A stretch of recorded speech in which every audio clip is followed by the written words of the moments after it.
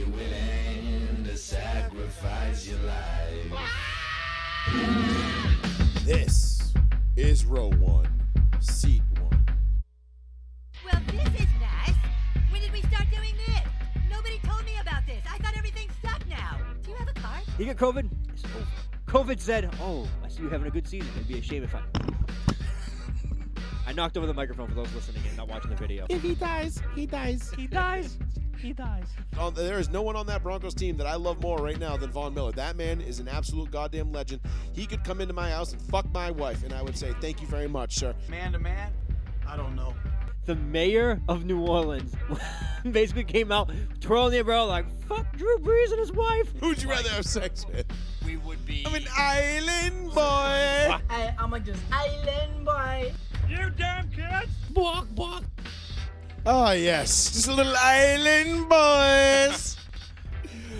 Oh, welcome, everybody, to another edition of Row 1, Seat 1 right here on Joey Fats Radio on the one, the only, the New Bedford Guide. Thank you all for tuning in.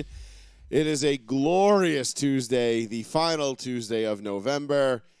Thank you all for joining us. We appreciate you being here to talk some good old sports balls with us for the next hour and a half-ish or so, maybe two, who knows. But we got a lot to get into tonight, Paul. Got a bunch of shit. Just a bunch of shit. Yep. Sean's not with us again tonight. He'll be back in a couple of weeks dealing with some things. So we miss him, and we'll be grateful when he's back. But he'll be out a little bit another week. We won't have a show next week, just so everybody's aware. You're on vacation. You and I will be in the 305. Yep. The home of my Miami Hurricanes. We'll be playing some golf, shooting some guns, fishing, beaching, drinking overpriced pina coladas because it's Miami, so that's what you do. But we will not have a show next week, so when we are not here, do not fret, do not be surprised. We will be back 1 week after that. We'll be back on Tuesday. But we got a lot to get into tonight, Paul. There was a shitload that went on in the NFL this week. We had fun times. We went over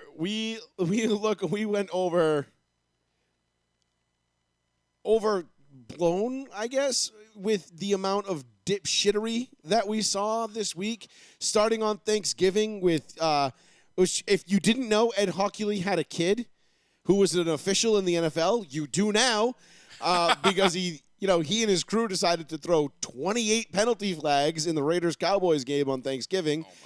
For a total of 276 yards, which was just fucking atrocious. Like, listen, Hockley's kid, we get it, okay? You exist, all right?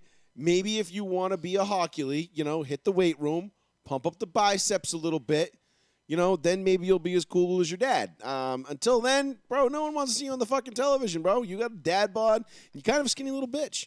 Your dad kind of sucks, to be honest. I mean, he bailed us out that one time against the Chargers, which I'm forever grateful for, in 2008, week 2. But, that empty hand, Jay Cutler, clearly a fumble, but they called it incomplete, and the Chargers picked it up and were like, bye. 3 plays later, the Broncos had the 2-point lead. It was just great. It was just a 1-point lead. It was awesome. It was great times.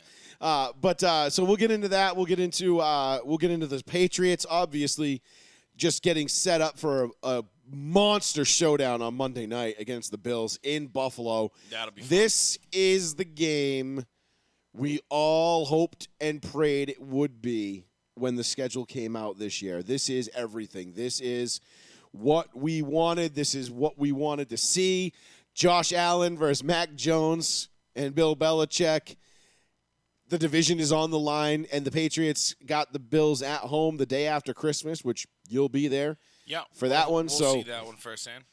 That's going to be a great game, so we'll get into that. We will get into the Chiefs and the Broncos now flexed into Sunday Night Football coming up this week, which just, chaps my whole asshole because it's, I'm just sick and tired of getting embarrassed by the fucking Chiefs. It's bad enough when we get embarrassed by them at during a 4:00 game, and now we got to go and do it at 8:30 at night in front of the entire nation. Especially when they're not even that good. Right. I mean, we're not the Chiefs aren't even that good, but we're really not that good. I'm thinking like something along the lines of guys like are like- 45-17, 45-10. The Chiefs win this one? No, I don't see that. No? You think the Broncos defense will actually show up and play well? I don't. I have no reason to believe that I they'll. do. Every single time they faced a decent offense this year, with the exception of Dallas, they've crumbled and just been like, meh. It's going to be 35-28 Broncos. Listen, I hope you're right. We'll be in a bar in Miami watching that shit. That'd be fun. Yeah, hell yeah, I maybe can't we'll wait go to for the. that. Should we go to the Clevelander? Where in Miami should we go to watch this? So we got two major games: Sunday night and Monday. Sunday night we've got the Broncos Chiefs.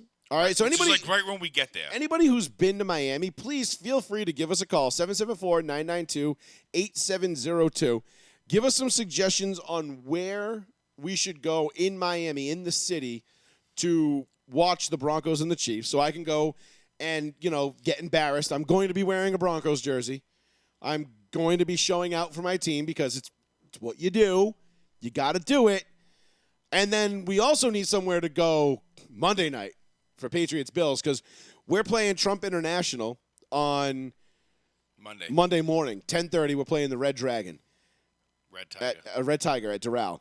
And we are going to be, how do you say, lubed up Yeah. by the time we get to wherever we're going on Monday night to watch this game. Yeah, it's going to be fun. So if you've been to Miami and you got any suggestions of good places, hole in the walls, major places, like I obviously think the Clevelander is always a cool one.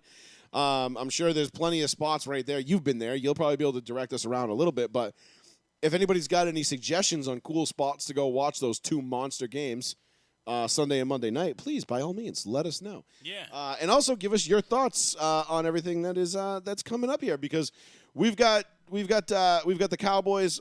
We'll get it with like I said, we'll get into the Cowboys and the Raiders. We'll get into the Patriots and the Titans and the rolling and what's coming up Monday night. We'll talk a little bit of the Bengals. We'll get into Seattle. We'll get into the Bucs and the Colts, which Paul, I know you were beside yourself on Sunday watching that one. Yeah, a little pissed off, yeah. So we'll get into all of that. We will get into whatever you want to talk about. I mean, that's the most important thing. Yeah, call in. Yeah, thanks, guys. We're late. We know we were late, okay? Are The we? Rams, we'll talk about. We'll get into the Packers, too. There's a little bit of issues with the Packers now. Aaron Rodgers talking about potentially getting toe surgery, could be done for the season. He's going to make that decision within the week or so, which is huge. Huge because the Packers right now are the number one seed, if I'm not mistaken, in the NFC. And if A-Rod goes down, that's it. That's a wrap. That's over. Season's done for the Packers if A-Rod misses any significant amount of time. So give us a call, 774-992-8702.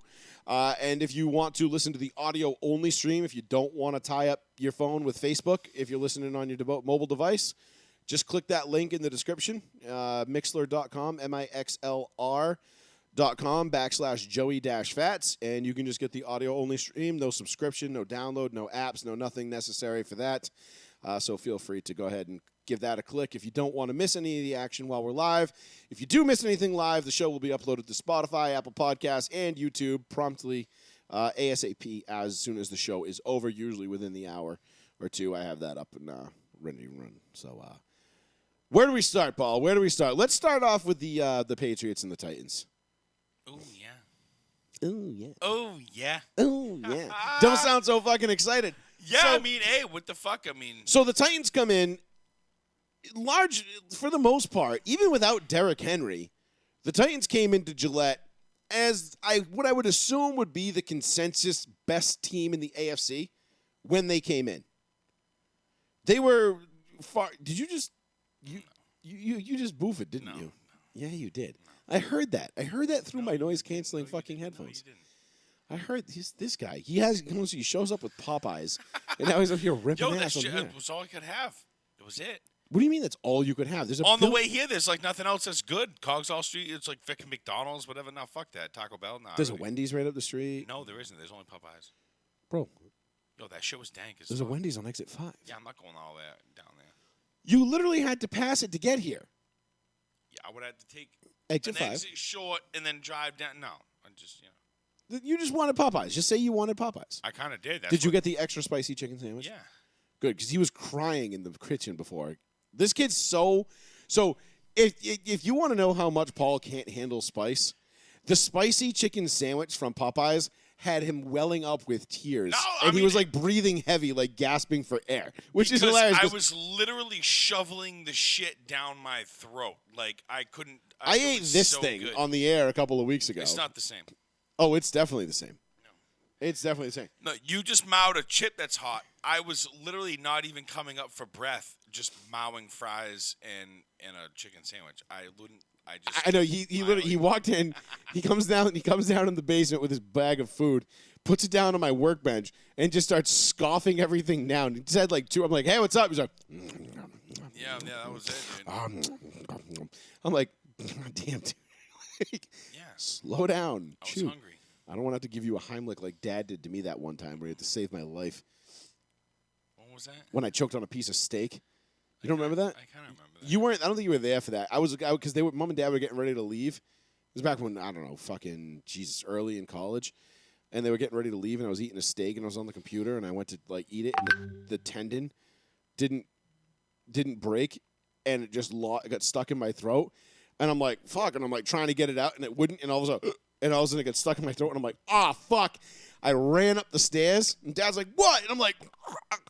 And Dad's like, Jesus, fuck. And he starts, like, smacking me in the back. And then he goes and gives me the Heimlich maneuver. And bloop, came right out. I was like, whew. All right, cool. I'm good. I was like, thank God you guys didn't leave 5 minutes earlier because I'd have been fucking dead. Yeah, that shit's gross. Yeah, I was almost killed by the thing that I love the most. It would have been terrible.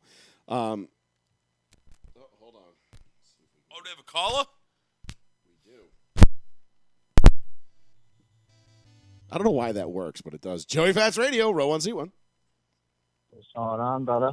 Durant. Oh, man, what up, kid? What's going on, boys? What's happening, bro? Not much. Just actually playing a little bit of NBA 2K right now. I just grabbed it on Black Friday. Little NBA 2K?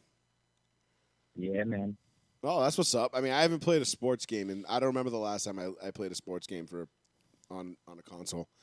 I really don't. Yeah, you've never done the sports games. I remember even going way back to watching games at your parents' basement. I did Madden. I remember you saying that. Yeah, I was a big Madden guy for a lot of years, and then I think it was like somewhere around like 2000, like Madden 09, and I was just like, this is fucking lame. And I just stopped. Yeah, take it from someone who's a big Madden head. Like it's the same bullshit. I was gonna say, it's got to be like different from like when we did it back, like from Nah. like 05, 06, 07, like when we played Madden. Like I'm sure the sports games have got to be like a little different now. No, is it not? I haven't touched one in Yeah. I don't know 20 years. Yeah, it's the same crap. EA Sports has no regards for their good paying customers. Yeah, that makes sense. But anyways, yeah, I wanted to talk about a particular topic. I know I've been talking about it throughout this week. I don't really like to do the fantasy football a whole lot, but trying to start a new trend, because everyone thinks you're supposed to take running backs in the first round, and trying to start a new trend, pretty much going a different route, maybe taking a top receiver or even one of the top quarterbacks. So, Because, I mean, if you look at the league today, it's a passing league, sure. and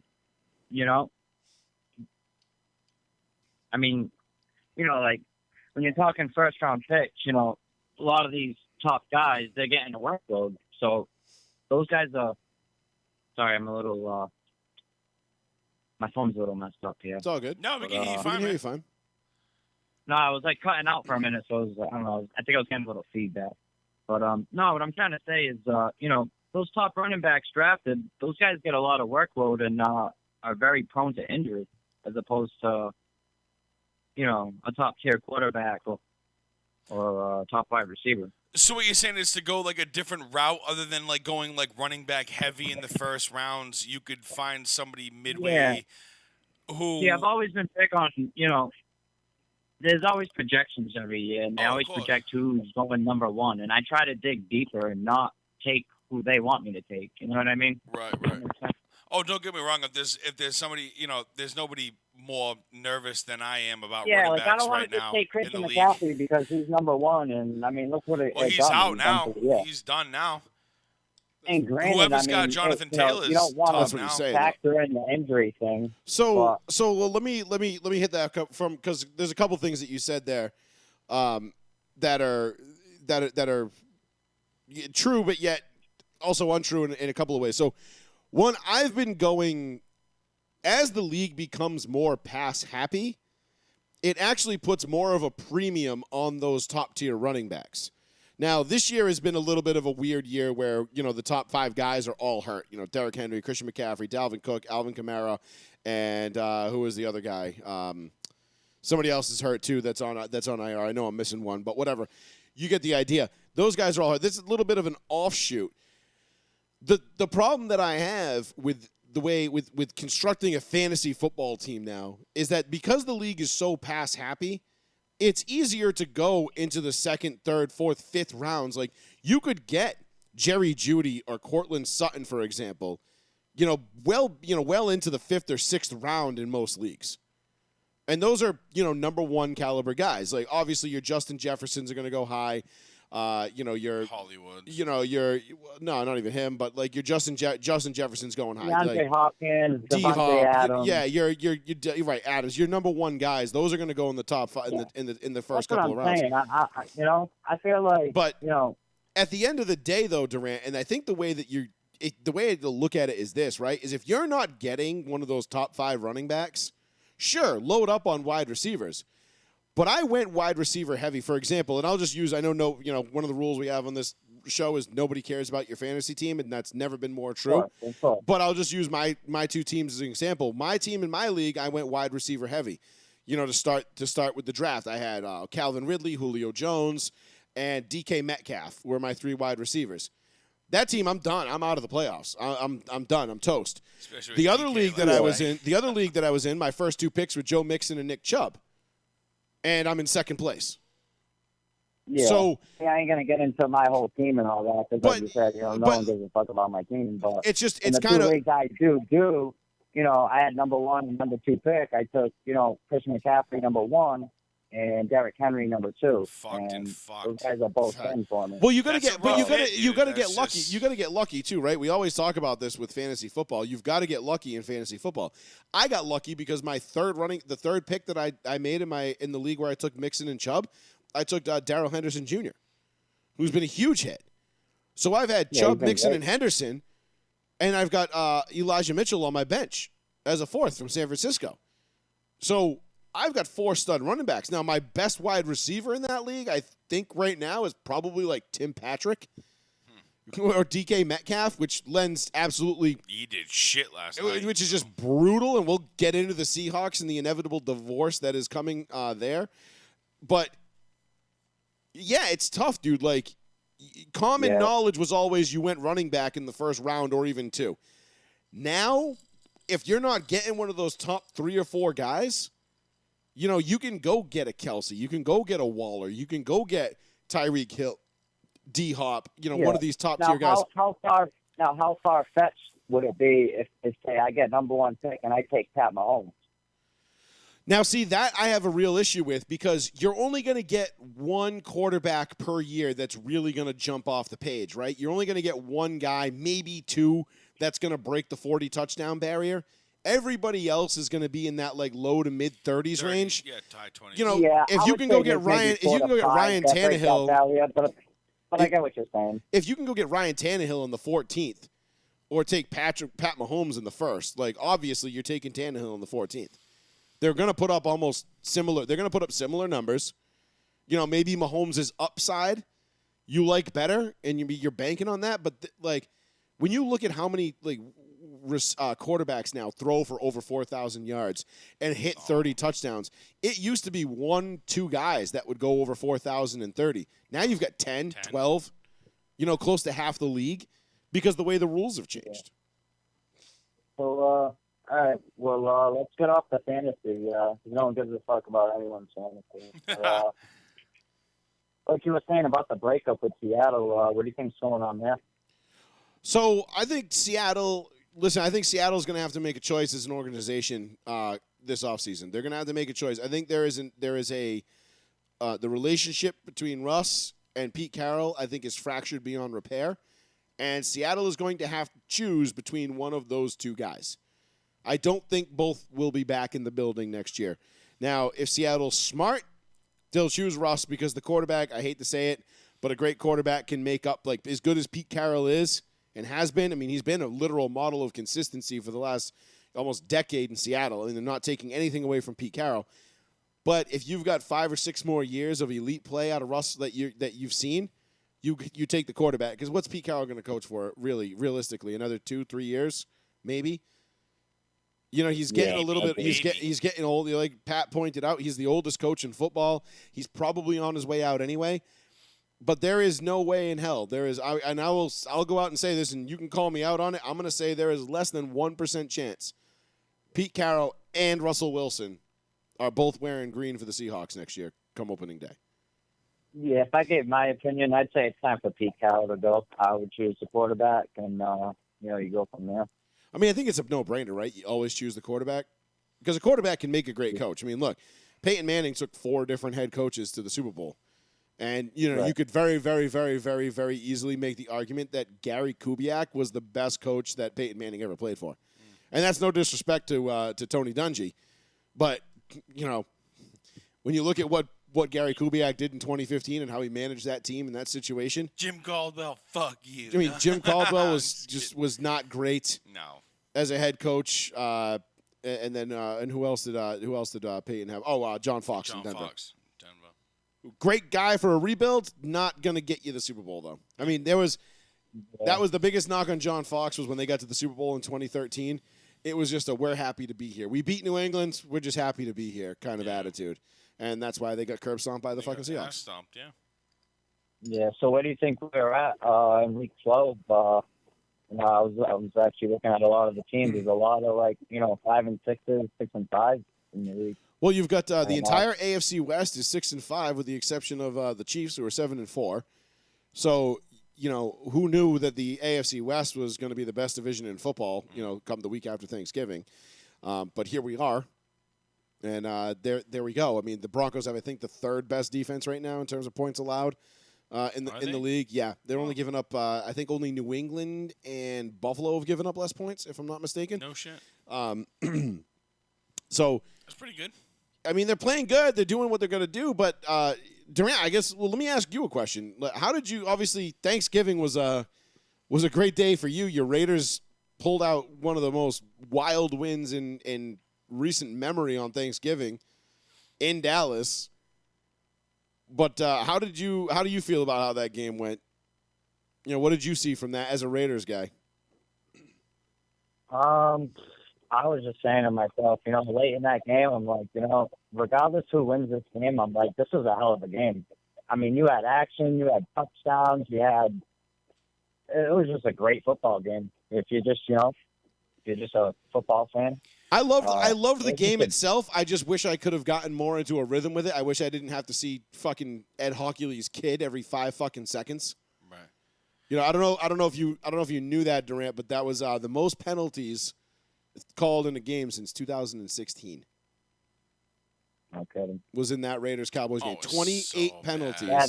That guy Brown got flagged bad. And there was a couple times the back for Dallas, Anthony Brown, he got flagged bad. Did you see it the way I saw it on the final one in overtime, the one that set up the game-winning field goal for the Raiders? Because they flagged him for pass interference because he didn't get his head around, but he didn't make any contact with the receiver. So it kind of is one of those things where I saw that as kind of, at worst, a ticky-tack call. At best, that's a no call all day in my book. I mean, I know they were calling everything. I mean, I can agree with that, absolutely. I think, we always talk about this. It comes down to, consistency with the refs and the calls, Yeah. It has to be clear what the call is and just stay consistent with it, and unfortunately they're not always consistent with it. I think that's fair to say. Yeah, I mean, I think I think now you're starting to hear coaches, Sean Payton's been pretty vocal about it. I think Ron Rivera made some comments about it. There's a couple other head coaches that have made comments saying, how do we still not have full-time officials? You know, like, why are we still doing this? You know, pretending like we can have part-time guys come in here and just, you know, ho-hum, no big deal. You know, we're just going to call the game how we see it, whatever. And just, you know, let these guys be full-time. Let them have the ability to be professionals and be great at what they do. I mean, Ed Hockley's son's crew, I think his name's Sean. I want to say it's Sean Hockley. Yeah. They have the most, they call the most penalties of any crew in the league. No shit. And it's just like, okay, why? Well, it shows. You know, I think it was Bill Vinovich, I believe, is going to be the official on Monday night in Buffalo. His crew calls the least amount of penalties in the league. So maybe we'll see, you know, Buffalo and New England actually be able to play a game. You know, play some defense. You know, that'd be nice. Fuck yeah. But yeah, it was a great game entertainment wise. You know, big plays, touchdowns, back and forth.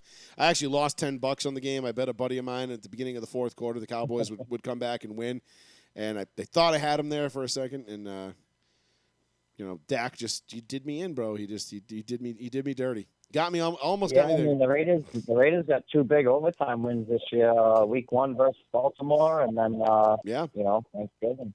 So, yeah, and they're at 6-5, and they're sitting. Difference. I mean, you know, you're 4-7 if you don't win those games. And you know, not to say that they're out of it, but 4-7, yeah, you're kind of out of it at this point. But even with the extra week, 4-7, you're not looking great. I mean, you basically got to win out at that point. But no, I think this is you know, what do we got? 6 games left now. Yeah. I mean, this is still feels it feels like there's a lot less. Like, I feel like there's only like 3 or 4 games left in the season, but then you realize that you're like, holy shit, like, there's still 6. Oh, I know. And like I said, there's a lot. If you look across the board, there's a lot of 6-5s and 5-6s, and it's. I mean, when you know, still really when you think right about now. it, especially in the NFC, when you like look at the like in the hunt thing, and you're like, wait, the Falcons are still in this? How? Like, but mathematically, they're still they're still very much in it. So it's just fucking crazy. They're like top of the teams in the hunt. Right now. Like, I would think they're 5 and what are they? 5-7? 5-6, I believe. 5-6. 6, yeah, without the bye. Yeah. So And the Saints, I believe Saints are 5-6 also. listen, man, if my boy T Money Wiggle can get the Saints to the playoffs, oh, I will be so gassed. So gassed. I don't know. I would love that. I'm not in on the Saints this year. They're like nobody to me now that like Breeze is gone. Like I really don't care. Yeah, Kamara's I mean, not there. I know you were saying early before the season started. You know, I know you were pretty big on Green Bay, and you know, you kind of weren't wrong there. I'd say Green Bay looks pretty good. Green Bay's got. I wasn't too sold, but I mean, you can't argue what you say. Their defense is disgusting, and they're playing very well. My biggest concern now is the health of Aaron Rodgers, because if Aaron Rodgers isn't healthy, and you know that ship sails. I'm sorry, Adam. No disrespect to Jordan Love, but bro, you ain't it. Not this year. Maybe in the future. But and it fucks you guys next year. Not really. Not really. But I guess that depends on where Aaron Rodgers Durant, goes. thanks for the call, bud. We appreciate it. No doubt, man. Later, guys.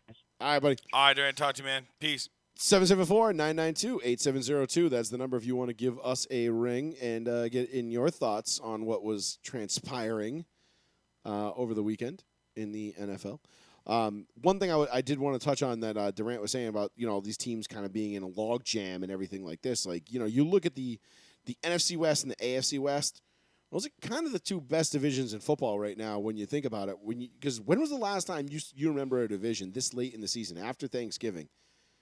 All 4 teams were only separated. You had a 3-way tie for second and 1 team at a 1-game lead. I don't remember this. I don't ever remember it being that tight for any division this late into the season. Yeah, I mean, not that I could just think off the top of my head anyway. No? No, I can't think of anything off the top of your head. No. Nope. Not just recalling that shit. Like, yeah, I know what I'm talking about. No, there's nothing. No. So, but yeah, to the Raiders and the Cowboys game real quick too. Like, the NFL's got a major issue that they need to address during the offseason, and that's the penalties. This sport is the game is being killed right now by penalties. And I know the ratings were the best they've ever been. You know, they are the best they've been since, I want to say, like 2000 or 1998 or 2008 or whatever it was on Thanksgiving. It was the best Thanksgiving Day ratings they've had in like 20-something years. I know, it's such garbage games, too. And then you watch the games and you're like, Yeah, the ratings were great, but like, is that really what you wanted to trot out and showcase as a product while all these people were watching? Like, they weren't watching because they were infatuated with the Chicago Bears and the Detroit Lions. No. And they certainly didn't fucking give a shit about, Sean Hockley and his officiating crew, but that was what we saw them just as much as we saw everybody else. And, props to the Raiders, too. I wanted to mention that. Props to the Raiders, man. Darren Waller went down in that game, and they still won in a shootout. I was going to say Waller's Luckily, he's not going to miss. He's not going to miss any significant time. But the NFL's got a major problem with officiating, and there's three things, and I've been saying this all season long. Three things that the NFL's got to fix going into next year. Roughing the passer is absolutely number one. They need to stop calling everything. Like, I watched Taylor Heineke get sacked last night, and they flagged the guy. It was a routine sack. Or it was a routine hit. He got the ball away, and the guy hit him. And they're like, nope, that's a flag. You put your body weight on him. Yeah, I know. No shit, I put my body weight on him. I'm trying to grab him and drag him to the ground. Right, I remember that exact call. What the fuck is that, first of all? Because the problem with that call, I get it. Like, in theory, it sounds like a great idea, right? You're like, well, yeah, you don't want the, driving the guy's shoulder into the ground, which that only became a thing when Aaron Rodgers got hurt a couple of years ago. Right. Remember against the Vikings? Yeah. And I think it was, what was the linebacker's name? I can't remember his name. Fucking great player, but drove his shoulder into the ground. Aaron Rodgers was hurt. And everybody was like, this needs to change. This is ridiculous. And you're like, no, that's football. Like, stop being a frail little bitch. Yeah. Like, yes, you get hurt playing football. I always go back to quote the great Randy Marsh. Oh, no, we wouldn't want our kids to get hurt playing football. Right. What? Oh, the humanity. Anthony Barr. Thank you, Durant. And that was the linebacker that drove A-Rod into the line. And then all of a sudden you got this rule where now you can't put your body weight down on a quarterback. Like, listen, man, I'm flying around the edge trying to beat a 310-pound tackle, and I'm trying to get to this quarterback. Right. To sack him? Yeah. And now you want me to, like, pull up and be like, ugh. Well, if you saw his body weight, it's not like he just, like, landed shoulder down. He had both hands on the turf he could have done to, like, prevent any further, weight.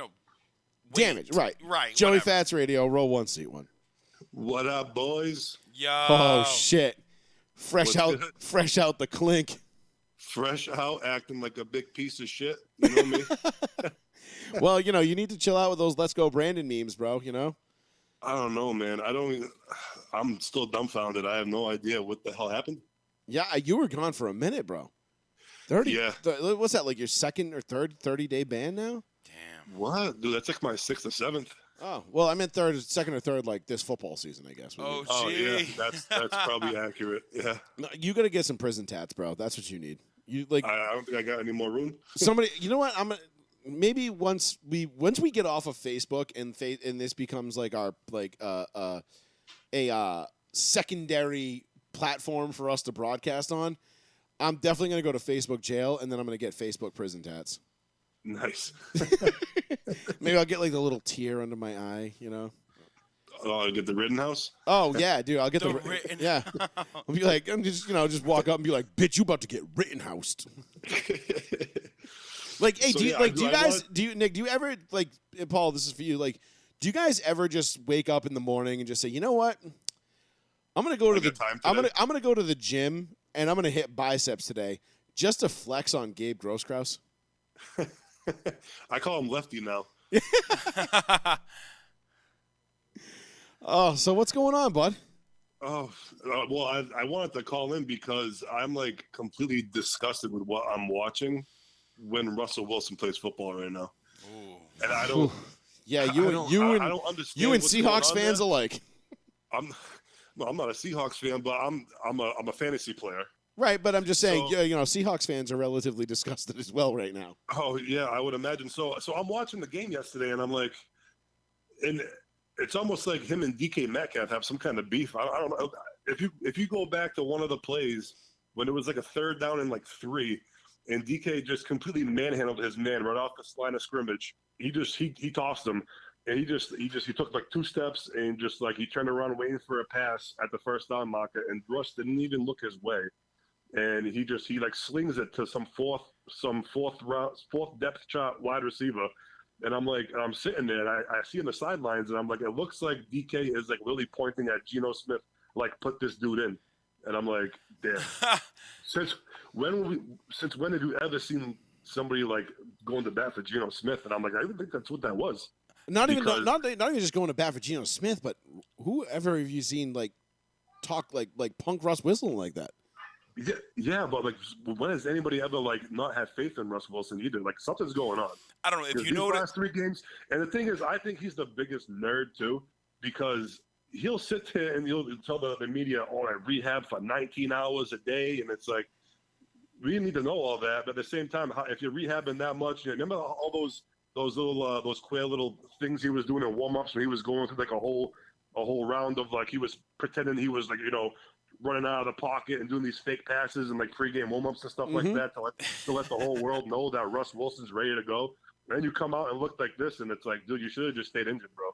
I mean, you know what I mean? You're right. There is definitely something going on there, and I definitely think that there is dysfunction behind the scenes in that locker room, which is why I said earlier that I think there is almost no chance that Pete Carroll and Russell Wilson are suited up for the Seahawks next year.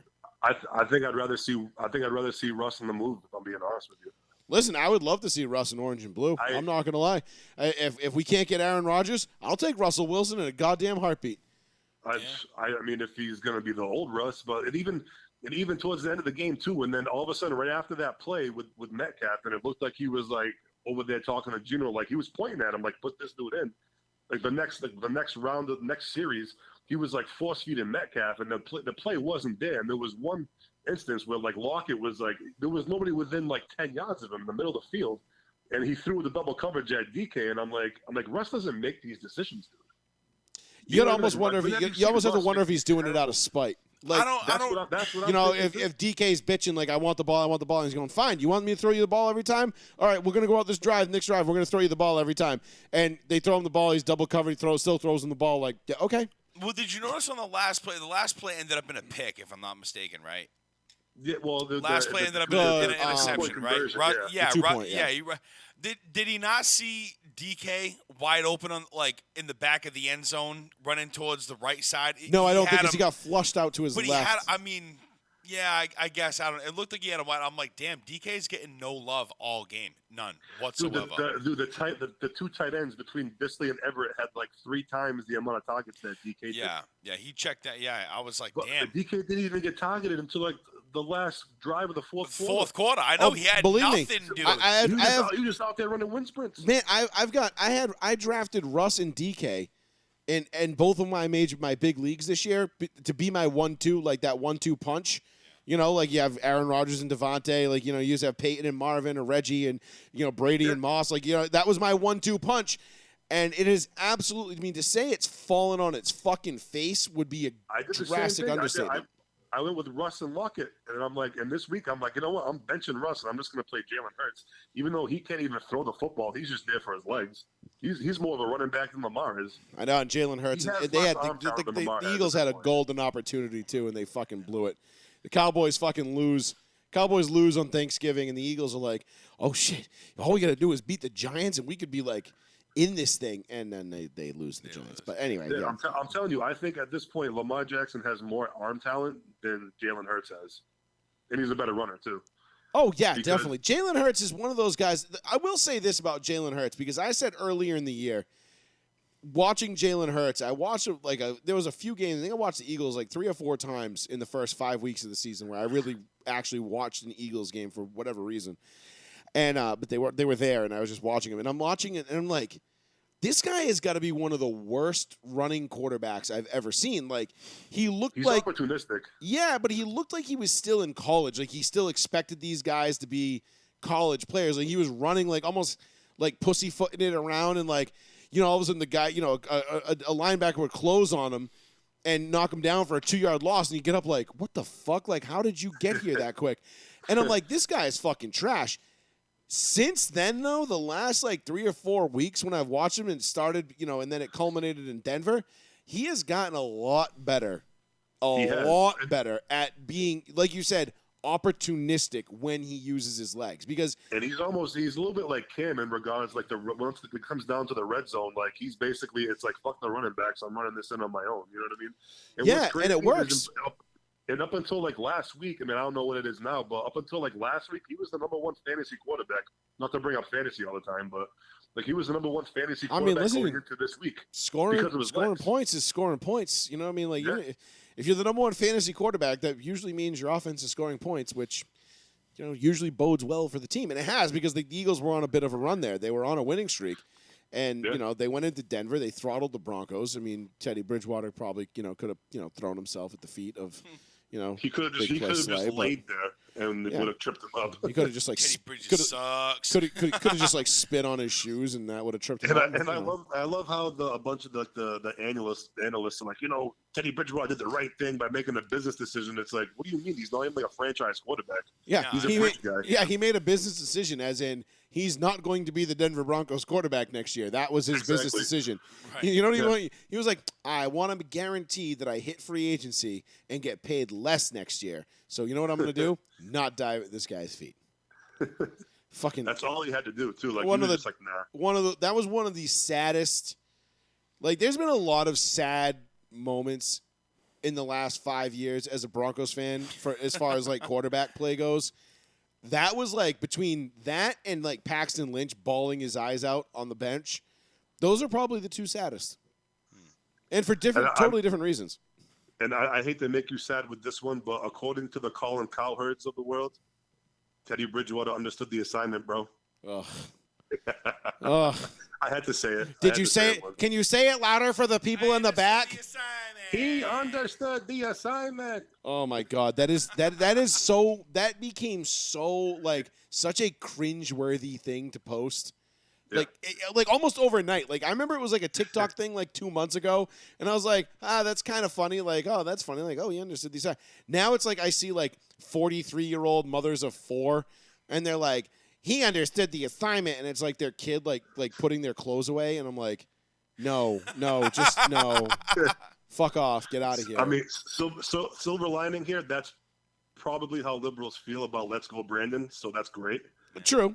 They feel that way about Let's Go Brandon, but that's only because they know that their demise is imminent. Like, they know they've got less than a year to really, soak this all in and do what they got to do, but that's a whole nother discussion for a whole nother day. But, exactly. But, yes, Let's Go Brandon, Nick. Like, let's, fuck it. Like, we've got the Omicron Space Master variant now. We may as well shut the fucking world down again because, because that worked the first time, right? Gonna flatten the curve. Yeah, flatten the curve. 15 days to flatten the curve, guys. Come on. That's all we need. Just 15 days, guys. Come on. If we all work together, pull in the same direction on this, we can do it. Seriously, this time. Yeah. Oh, I mean, it's not. What we should do is do something racist and shut down all the flights from Africa. Yeah. Oh, yeah. Yeah, that wouldn't. No, because, but if you shut down all the flights from Africa, then all you're doing is saying that you don't want black and brown people to be here, right? Isn't that how that goes? Oh, no, wait. That's only if you reenact an Obama administration travel ban, and then it's racist. But if you just it's hard to keep track. Yeah. But if you outright ban people from Africa from coming to your fucking city, to your country, that's not racist. No, that's fine. It's totally fine. Fine, it's just fine. So to change the subject here a little bit, how about Mac Jones? How about my boy? Listen, brother.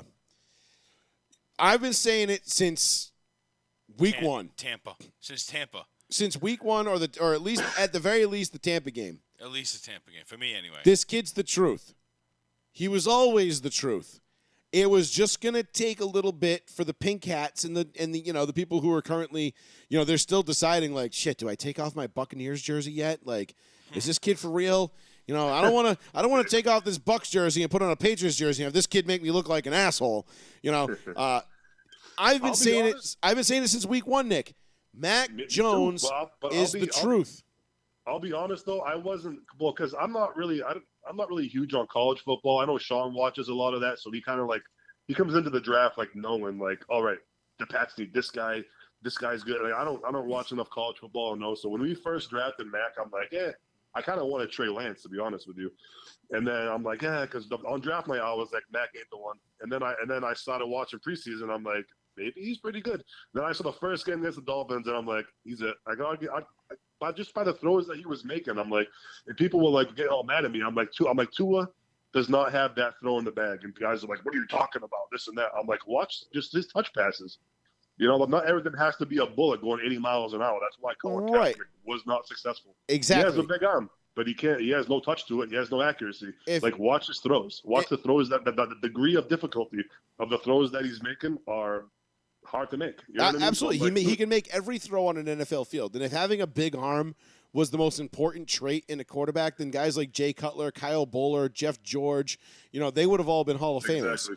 But they're not. And the reason for that being, and I said it before the season, when they drafted Mac Jones, I literally was like, fuck off. Like, I was hoping for at least like a couple of years of the Patriots being like mediocre, kind of sucking a little bit, and being like, like now you know what it's like to lose your Hall of Fame quarterback and have to replace the guy. And no, they don't. They just, this spoiled ass fucking fan base. They just 1 year of Cam Newton. And the fucking funny part about this is there are still people out there that are like, oh, if we had Cam Newton, we would have been, this team would be great. Like, dude, I know. What was his passer rating over the weekend? Like a 6? He completed. Well, I'm back. Yeah, he completed 3 passes on Sunday. 2 were to the other team, but he completed 3 passes. So he had that going for him. The funniest thing too is when he had the whole "I'm back" thing. Whatever, cool. So then they named him the starting quarterback. Then they had a whole "I'm coming home" song coming out of the tunnel. And he gets all pumped up in the steam, and he runs out saying, "This is my shit," just to get throttled in the field. It was about as predictable as like Joe Biden fucking up reading the teleprompter. Yeah. Like the only thing Cam Newton didn't do was be like end quote when he was in his interview after the game. Like, I don't know. Listen, I like Cam Newton. I really do. Too. I think he's a good teammate. I think he's a great guy. But you've got to understand with a guy like Cam at this point in his career, there's a role for him to fill, and that role is not as the starting quarterback. Yeah, and I mean, and put it this way, that dude, I still think. I mean, if you watch him throw, his arms is not what it once was. You know? No, what I mean? Like, God, no. That thing is like broken beyond repair. But I mean, even last year in McDaniel's system, he wasn't asked to make hard throws. You know what I mean? So like, think about that. Think about that fourth down and 10, or I think it was it Jacoby Myers, or was it what was the other kid there, the wide receiver? It was the under the underachieving first round pick there. N'Keal Harry. Thank you. I think it was one of those two or whatever it was, but against the Broncos in the COVID year, and it was 4th and 10. He's wide open, and Cam just like slings one into the dirt. And if he hits him, he's walking into the end zone, and they win that game. And you're just like, dude, like, what is going on with Cam? And then he gets the COVID, then he goes out, and then he comes back, and he was never the same. His arm has never been the same. He's still not the same. So it was really amusing to me to see all the people, simping out for Cam Newton after those first 2 games. And they're like, he's back, even though he went 0-2. Like, he's back, bitch! They were like, oh, well, all you guys do is get the ball to McCaffrey. Look how that worked out. He's already hurt and done for the year. Yeah, well, good luck with all that. That won't be happening. But no, it's just, look, we've seen this story over and over and over and over again. How many times do you have to see the same movie before you stop being surprised at how it ends? Like, I just don't understand how these people do this. And it's like Groundhog Day, I swear to God, with sports fans, because they're like, oh, Cam's back. And it's like, listen, man, I love a good comeback story just as much as anybody, but this isn't going to be it. This isn't Alex Smith. Yeah? Nope, not even close. And even Alex Smith's comeback story was like, Peyton Manning had a great comeback story. Adrian Peterson had great comeback stories. I felt better for Alex Smith though than I did for Peyton Manning. I mean, I'm not a Peyton Manning fan like you. Well, Alex Smith almost died. That's so. Yeah, that's that. We can go ahead and throw that one in there too, but. I get what you're saying, though, but I'm just saying, like, in terms of on-the-field performance, like, Alex Smith came back, had that one good game, and everybody was like, oh, this is great, and it was a great feel-good moment in the NFL, but Peyton came back and had, 3 outstanding years. Right. HGH.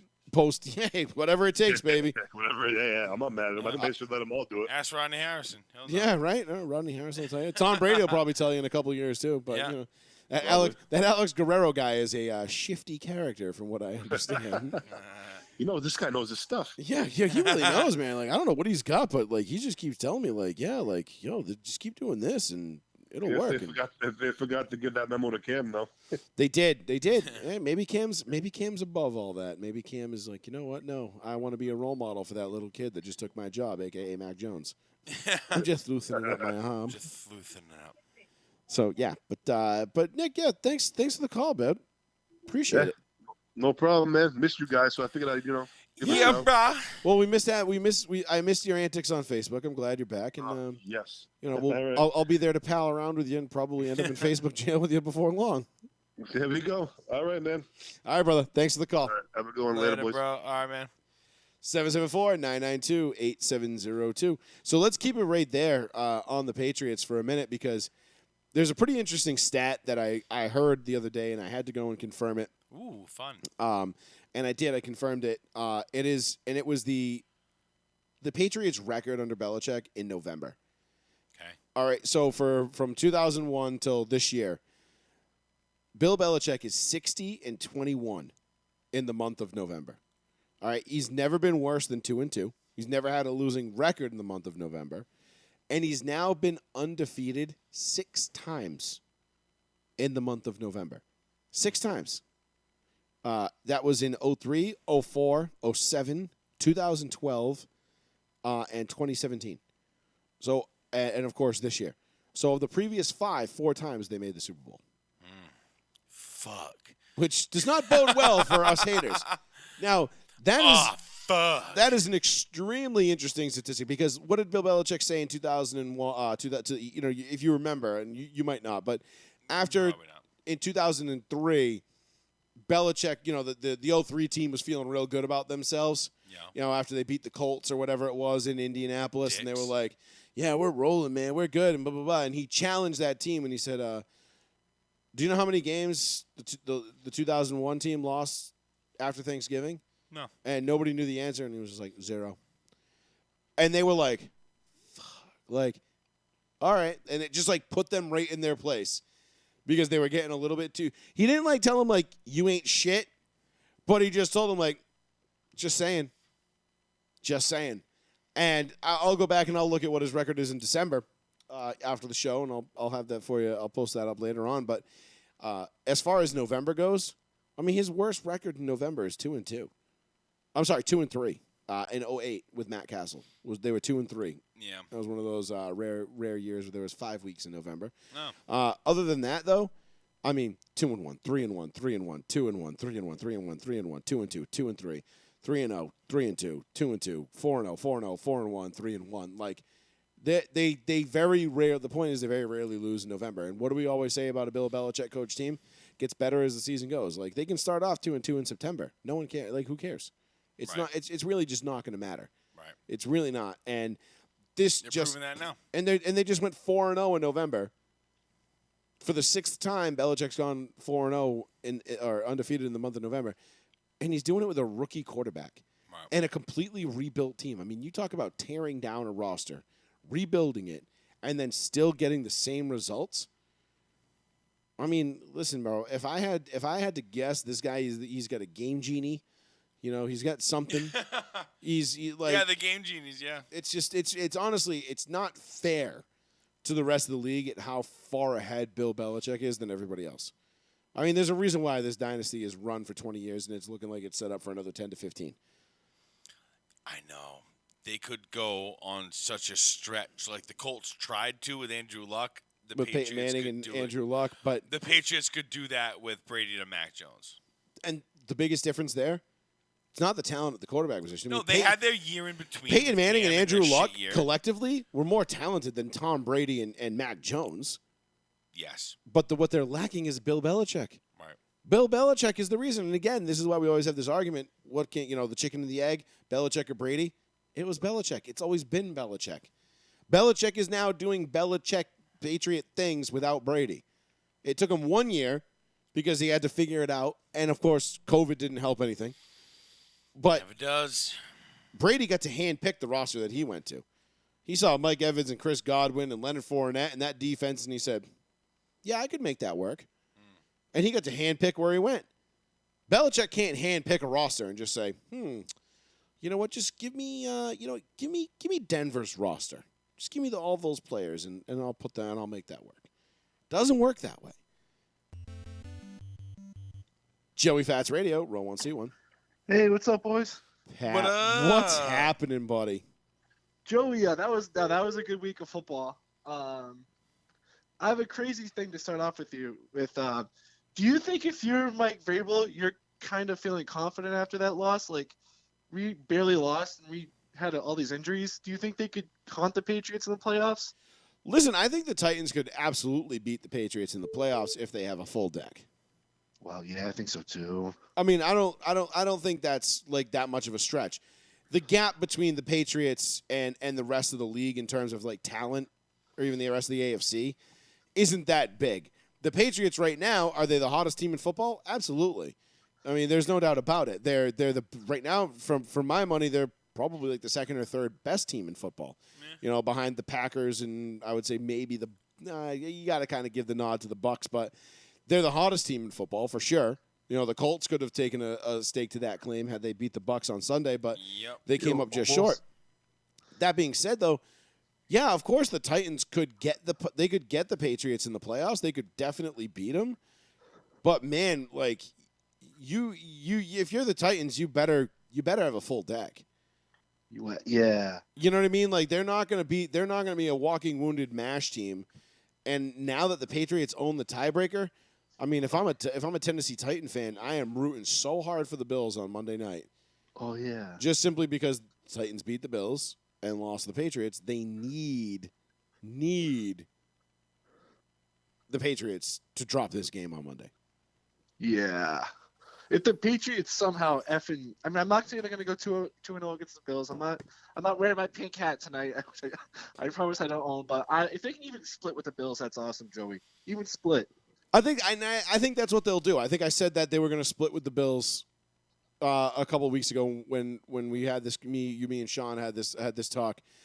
I think Sean was more confident in beating the Bills, but I think he let his hatred for Jared Allen drive that prediction a little bit more than he lets on.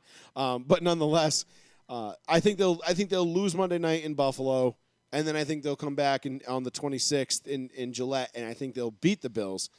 That being said, we'll see where the chips fall come that game on the 26th. But that could essentially be, in my opinion, I think that game is lining up like it's going to be for the division.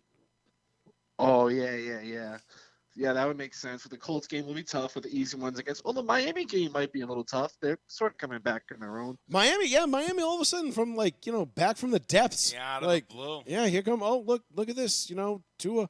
I mean, if you look at Tua's stats too over the first 16 starts, because he just completed his 16th start. I think he's got like 24 touchdowns, 11 interceptions, 6 rushing touchdowns, like 67% completion percentage, like 3,800 yards, like. Pretty decent stats when you compile them over a 16-game season, which I still find it's funny. People are still using 16 games to measure it, even though there's obviously the 17. Yeah. But, yeah, Miami is all of a sudden like, we forgot about these guys for a second. They could be a little bit tougher, but at the end of the day, though, Pat, it's Miami, and I don't think this Patriots team is in a position like maybe past Patriots teams have been to overlook the Dolphins. Yeah. As just like a small speed bump. Like, I think Belichick has this team understanding that every single game is do or die. Every single game is like, this is the season. Every game is just as important, whether they play the Bucs, the Cowboys, the Giants, the Bills. It doesn't matter. They're out there because Belichick is on his A game right now. And when Bill starts getting pissed off like this, it usually doesn't bode well for the rest of the league. Yeah, I think Mac had some tough throws, but I think that kid, even if he's not near as talented as Fields or Lawrence or whoever, he's a perfect Patriot. Coming from Saban, he's an absolute computer program by Bill Belichick quarterback. That's exactly why I said there was only like 2 or 3 locations that Josh Allen, that Mac Jones could land in that would be able to fully utilize his talents right out of the gate. And New England was number one on my list. And as soon as they drafted him, I literally said draft him. I was like, God fucking damn it. Yeah, you did say that earlier. Yeah. Because this is going to suck for me for the next decade again. But which is good because I need somebody to hate. It drives me. You know, like without that rivalry and that hatred, then there's really nothing for me to do. You know, What else you gonna may as do? well not even watch football at that point. Yeah, I read an article last night that was about Bills fans being like, what the fuck had just happened? We were supposed to be like the Kings now. Once they had Cam, out of nowhere, the Patriots are back. Yeah, I mean that was exactly what we said. Like they were a quarterback away last year. Yeah. You know, had Cam not gotten COVID in the middle of the season, I think things might have been a little bit different. But listen, bro, you're the Bills, and we're talking about Bill Belichick. This isn't some dude. Like, that's the thing. Like, the people that say that are like, oh, what the fuck? We were supposed to be the Kings now. Like, you clearly haven't been paying attention for the last 20 years. Yeah. It was Bill. It wasn't Brady. Bill was going to be able to continue winning without Brady, no matter what. That was always the case. And you're just seeing it now. Like, this is a guy that 14 teams passed on. And that need quarterbacks. You know, the Broncos needed a quarterback. They passed on Mac Jones. You know, there are plenty of teams that drafted ahead of the Patriots that needed a quarterback and passed on Mac Jones. And now Mac Jones is eyeing up. Not only are the Patriots sitting as the number one seed in the AFC right now, but they're looking at like they could potentially win this division and leave the Bills in the dust. And if you're a Bills fan and you're saying like, oh no, like what the fuck? This is supposed to be our time, bruh. Get it through your thick skulls. It was Bill, not Brady. Brady was replaceable. We've been saying that for 20 years. We saw it with Matt Castle. You can get by without Brady as long as you have Bill Belichick. Brady was the epitome of a luxury item in New England. I'll land somewhere in the middle on that, but I understand, Joey. It's a great point, Joey. It is. I mean, it just keeps proving it. He just literally keeps proving it over and over and over again. And I get it. And all these people are going to go, whoa, Brady won the Super Bowl last year. Like I said before, Brady got to hand select the roster that he got to play on last year. yeah, like when Gruden went there and won the Super Bowl with the perfect team. Exactly. Brady landed into like the perfect offense. Exactly. Brady was just like, Brady like, oh my God, look at this. I got 6'5", fucking Nick Ponce looking ass fucking wide receiver over here and Mike Evans. And I got Chris Godwin over here. And like, you know what? We'll get AB and Leonard Fournette. And what's that? Shaq Barrett, 17 and a half sacks a year. Cool. Yeah, he's a nice guy. God. Oh, Vita Vea and Ndamukong Suh. Whatever. Fuck it. Like, yeah, let's go play some football. And it's just like, oh, okay. And then Brady goes out, throws 3 interceptions in a championship game again, and they still win it. Like, it just, and then of course they get the Chiefs, who are like, the Chiefs get to the Super Bowl somehow miraculously, even though they should have lost to fucking Cleveland, but they miraculously get to the Super Bowl, and then Pat Mahomes is flinging balls off the turf and fucking hitting guys in the faces, and they're like, wait, was I supposed to catch that, or can you use your hands, or I thought this was soccer, I don't know what's going on, but like neither here nor there. The Patriots are back, and they're here to stay now for a long time. Oh, I fucking love it. Barring any significant injury, knock on wood, and I hope it doesn't happen yet because I want to see this thing play out to Mac Jones. There's no real reason for me to believe that the Patriots are going fucking anywhere except back to an AFC Championship game every single year. And you know what? We'll just rename the AFC Championship game. We'll just rename it the Bill Belichick Invitational. It should be the Bill Belichick. Someone heard that somewhere, somehow, someone. That said Belichick maybe would get the trophy. It'd be the Super Bowl Belichick trophy, not Lombardi. Well, no, he'll never get the Lombardi because you can't do that. But we could certainly name the Lamar Hunt Trophy. Rename that. I mean, it only took the Chiefs until 2 years ago to actually finally fucking win the trophy name for their owner and their founder. About time. Whatever. Loses. Because when they went in Super Bowl IV, it wasn't the Lamar Hunt Trophy yet. So. Since that trophy has been the Lamar Hunt Trophy, the Chiefs have only taken it home one time. Maybe we name it the Robert Kraft Trophy. Would that be too? Random Joey, when you're ready to break away from the Patriots, I have 1 point to make about another team. Go ahead. What's going on with the Rams? They're in a little bit of a funk right now. They're trying to find themselves a little bit. This is not atypical of a team that is on a Super Bowl run. I mean, there's these mid-season lulls with these super talented teams. And again, How many times have I said it over and over and over and over and over again? This is not the NBA. Trade deadline trades rarely, if ever, work out the way you think they're going to work out in the NFL. Oh, You know, they went and they got Von Miller, which, don't get me wrong, love it, but Von's still trying to find his place in that defense. yeah. I mean, they go and they get Odell, who is just a walking cancer, which I still don't understand why they went and got him. I mean, they got him at a good time because they lost. Was it Robert Woods that went down with the knee injury? like a week after. Literally, like the day after they got Odell, and it's Yeah, like, a well, couple that days. sucks. But now they need him. But Odell looked okay. It's gonna take a minute for them to kind of come together and get their shit back together and get on a roll here. And I fully anticipate that they will do that. Gotcha. Who's your? Do you still take Packers over Rams?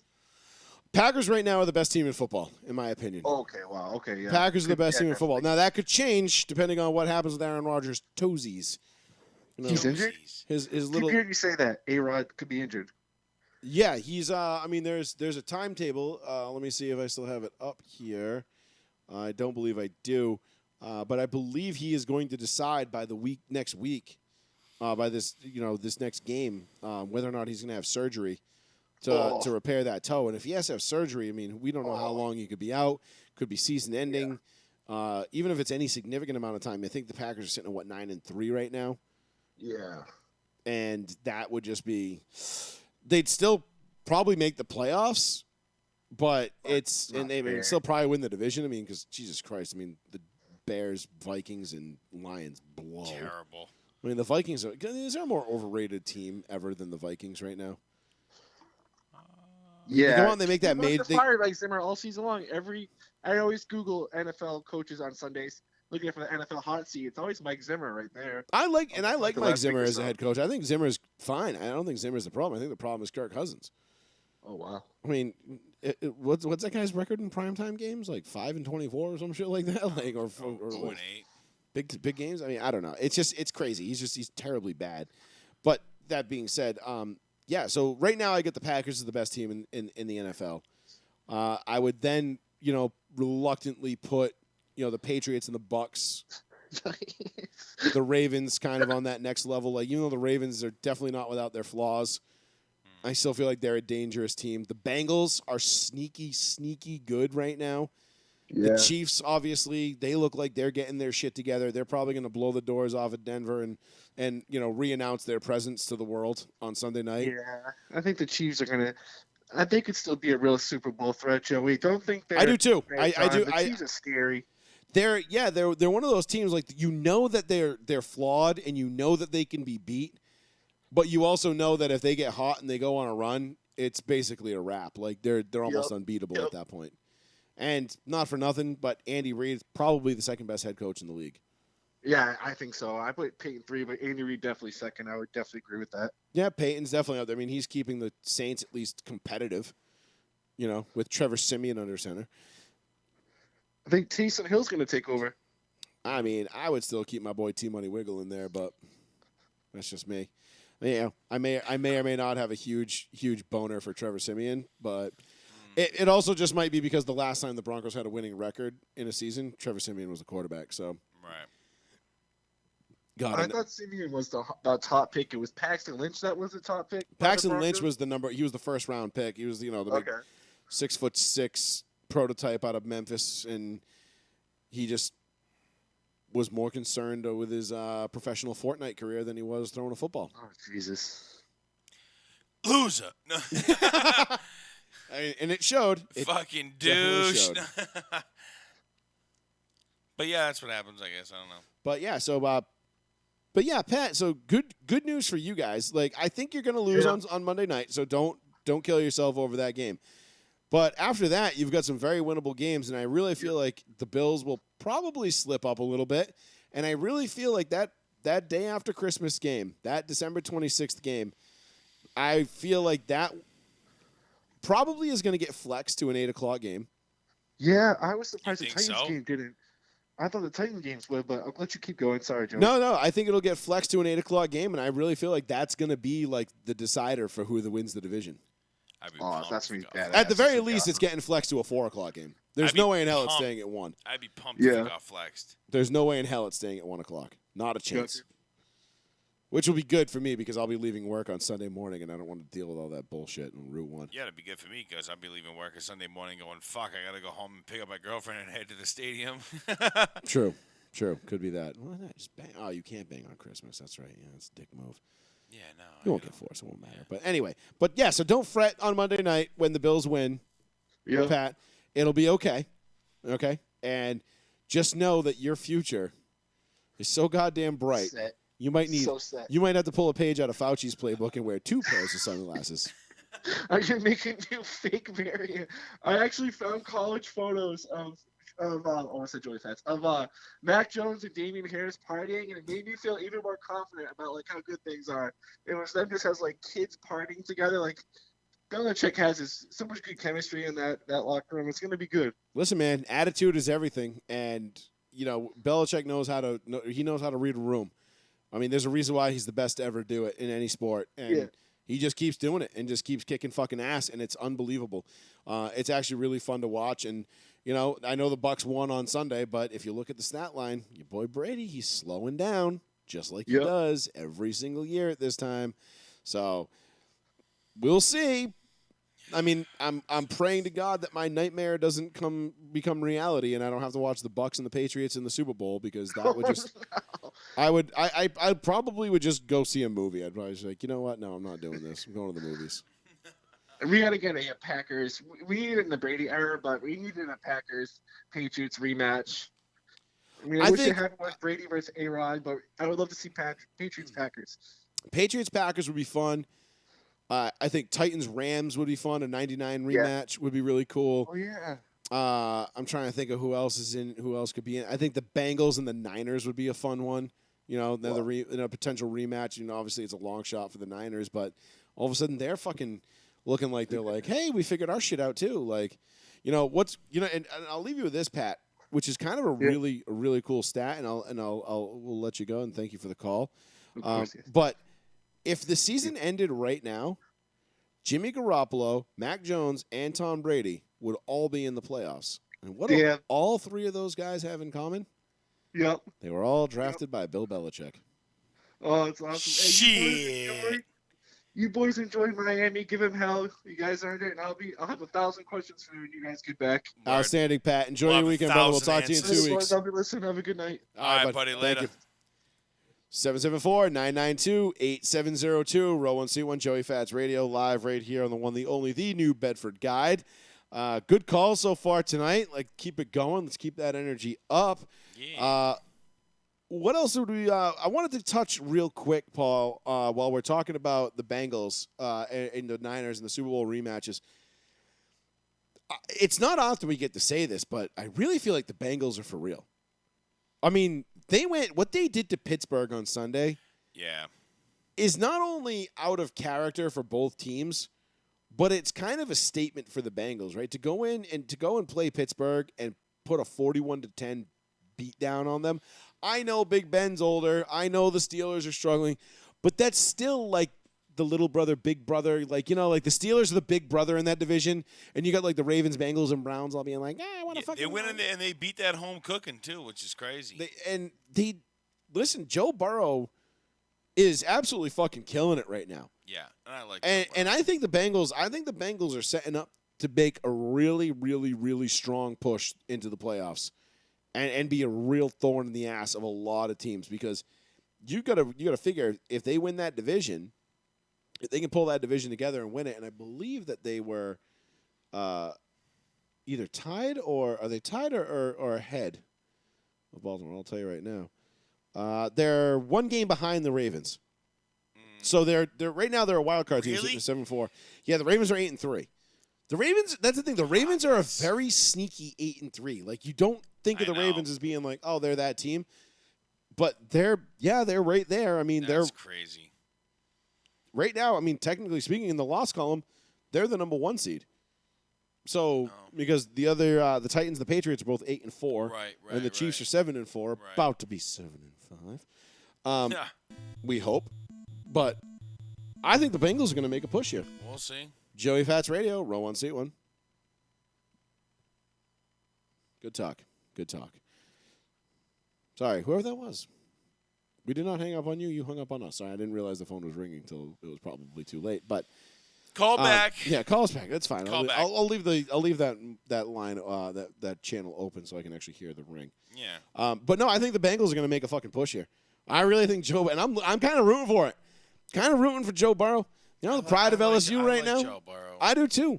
And him and what's his name there, the rookie wide receiver, also from LSU. They are fucking crushing it. Like, it is getting to be an absolute embarrassment of riches in Cincinnati. Yeah. When you look at Higbee and Bitch Fixin', Joe Mixon, like these dudes, this team is going places. Yeah. Their defense is not tremendously great, but it's good enough. I mean, they've given up 226 points on the year, which is, less than the Ravens have given up. That's the least points. They got the best defense in the North. I'm trying to put it. Let's see who's comparable. 226. Really, nobody else is in that range. I mean, Baltimore again, 240. But that's it. Everybody else. I mean, like you look at the Titans, for example. They've given up 290 points on the year. Shit, yeah. You look at the Chargers, 293. The Chiefs, 250. I mean, you get the Broncos at 196, the Patriots at 190, and the Bills at 182. So you kind of take that with what it is and see if anybody in the NFC is even close to that. The NFC is, honestly, the Seahawks, 226.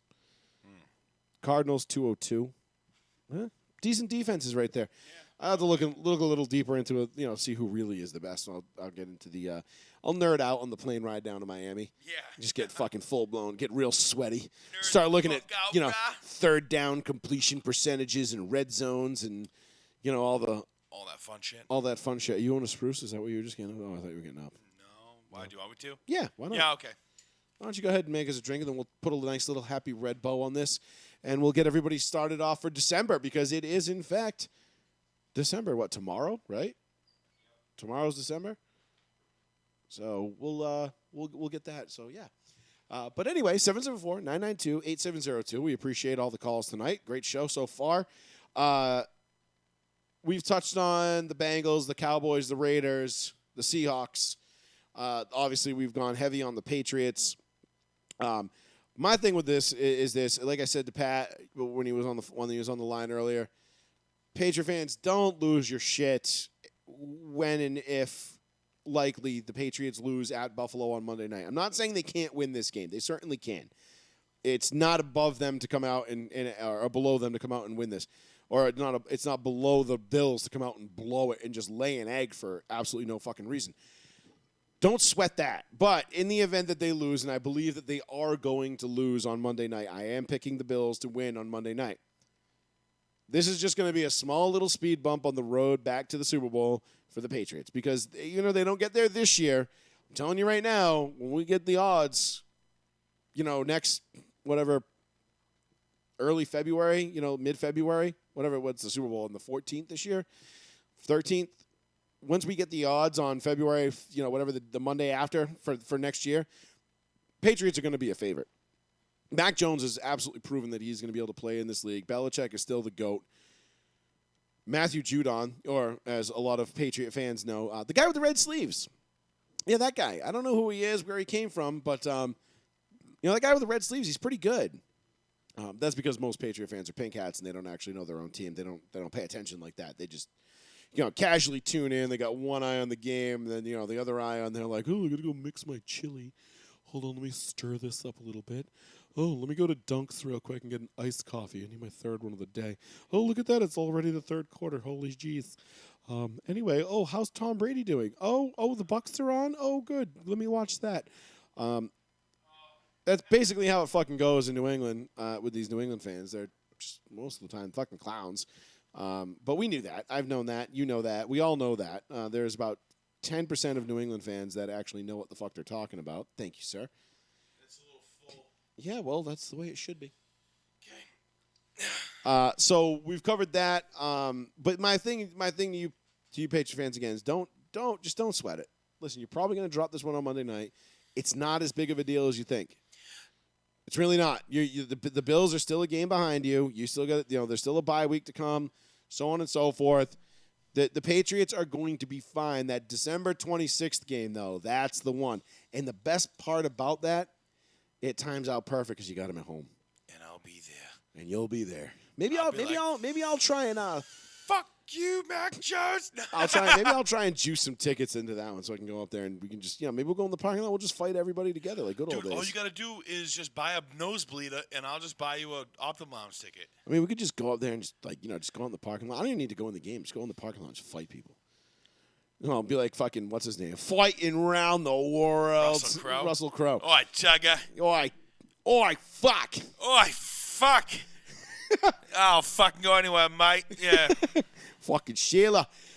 So we'll maybe we'll just do that. I don't know. We could be fun. We could pull something like that off. That'd be a good fucking time. Let's go fight people. But yeah. So let's shift gears here real quick because I do want to touch on the NBA and college football. First things first. Let's talk about college football because there is a tremendous shakeup right now in the college football coaching ranks. Yeah. Lincoln Riley's gone to USC. Notre Dame is now sans a coach. There is a lot changing in college football right now, and it is fairly wild. It is fairly wild. Was it? No, wait. I'm sorry. Did Lincoln Riley go to USC or was that LSU? I might be. Was Orgeron gone? Yeah, is that what happened? Yeah. Rose out. I don't really give a fuck. I'm just pissed off that the fucking Oregon Ducks gave up that fucking game against Utah, 23rd ranked Utah, and got booted from number 3 to number 11. That really fucking kicked my balls. And, Mario Cristobal, I love you, dude, but I think you're on your way out, buddy. I'm sorry. Well, that's the kind of same thing with Manny Diaz in Miami. He's probably out, too. Yes, Lincoln Riley, is leaving Oklahoma for USC. Brian Kelly's leaving Notre Dame for LSU. I had those two mixed up. Shit.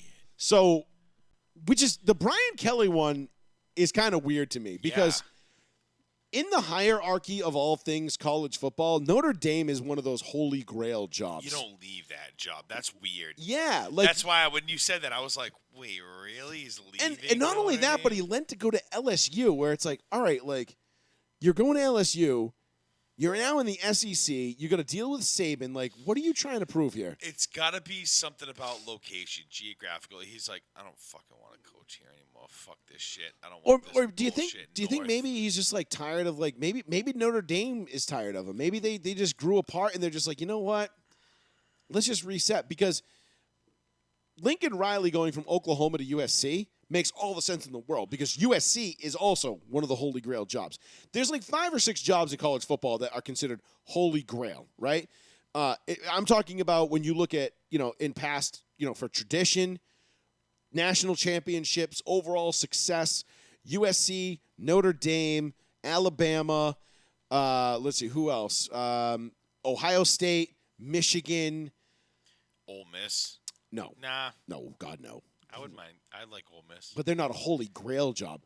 Like I think like any big D1 team is kind of a holy grail. no, but job. those are like those. But those are the 5. Those are like those where are the you wanna 5 teams. be. Like when you get there, you're not leaving until they cart you out in a body bag. You're not leaving. Like that is a holy grail job. Yeah. So and Bam has only recently become a holy grail job because of Nick Saban. Right.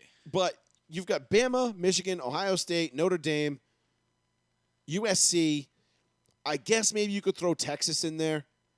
Because if you think about it, no, not Auburn, but if you think about like with Texas won a national championship in 2005. How many different teams have won a national championship since then? Think about it. 4. Like maybe a half a dozen? LSU, 5. Bama, Florida, Auburn, Ohio State. I know we're missing probably 1 or 2, but like Clemson. Auburn, yeah, Clemson.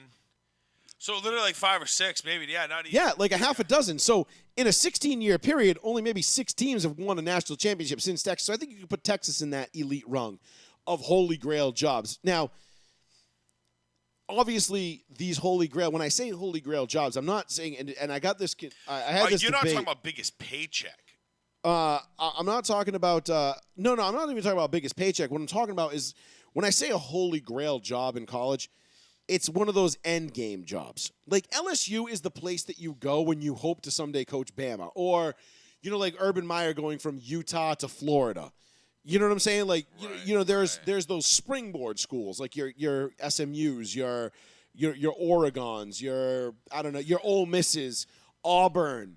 Vatech, I guess, wouldn't be a good one because they had Beamer forever. But, USC East, South Carolina, the Gamecocks. Like, those are those teams that you go to that you're like, okay, I'm going to get the coaching job here, knock it out the box, and then I'm going to get the shot, that next rung of really, truly elite schools.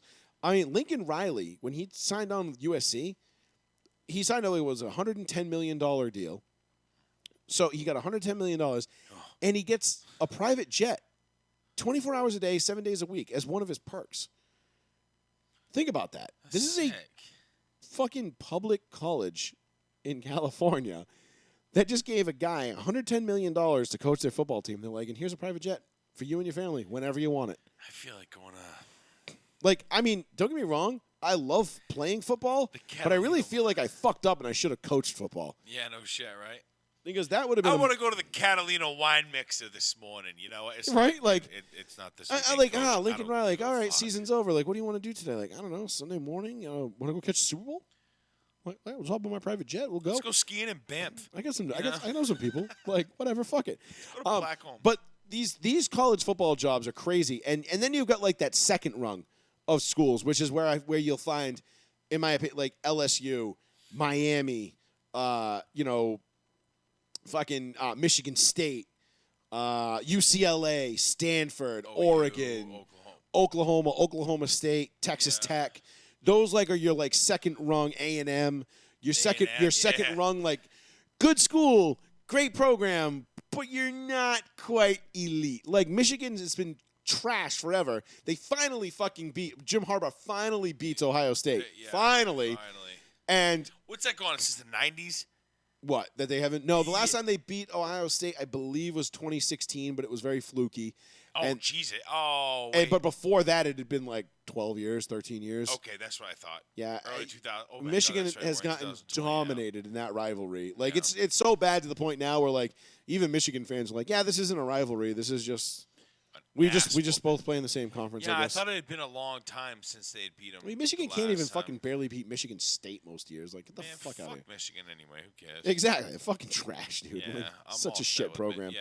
But, well, they're not a shit program. They're an elite program. They're a holy grail program. I don't want to say that they're a shit program. They're a holy grail program to coach for. Yeah, whoever could take Jim Harbaugh's But, for example, like, where would Jim Harbaugh go from Michigan?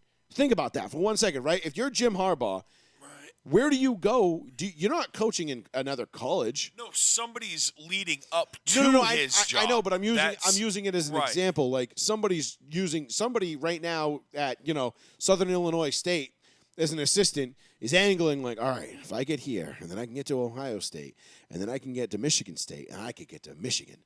Like, that's my dream job, is to get to Michigan. But, like, if you're Jim Harbaugh, where are you going from Michigan? The NFL to a bigger paycheck. Exactly. You're either going to the NFL or retirement. Right. You're not going to coach, Tennessee.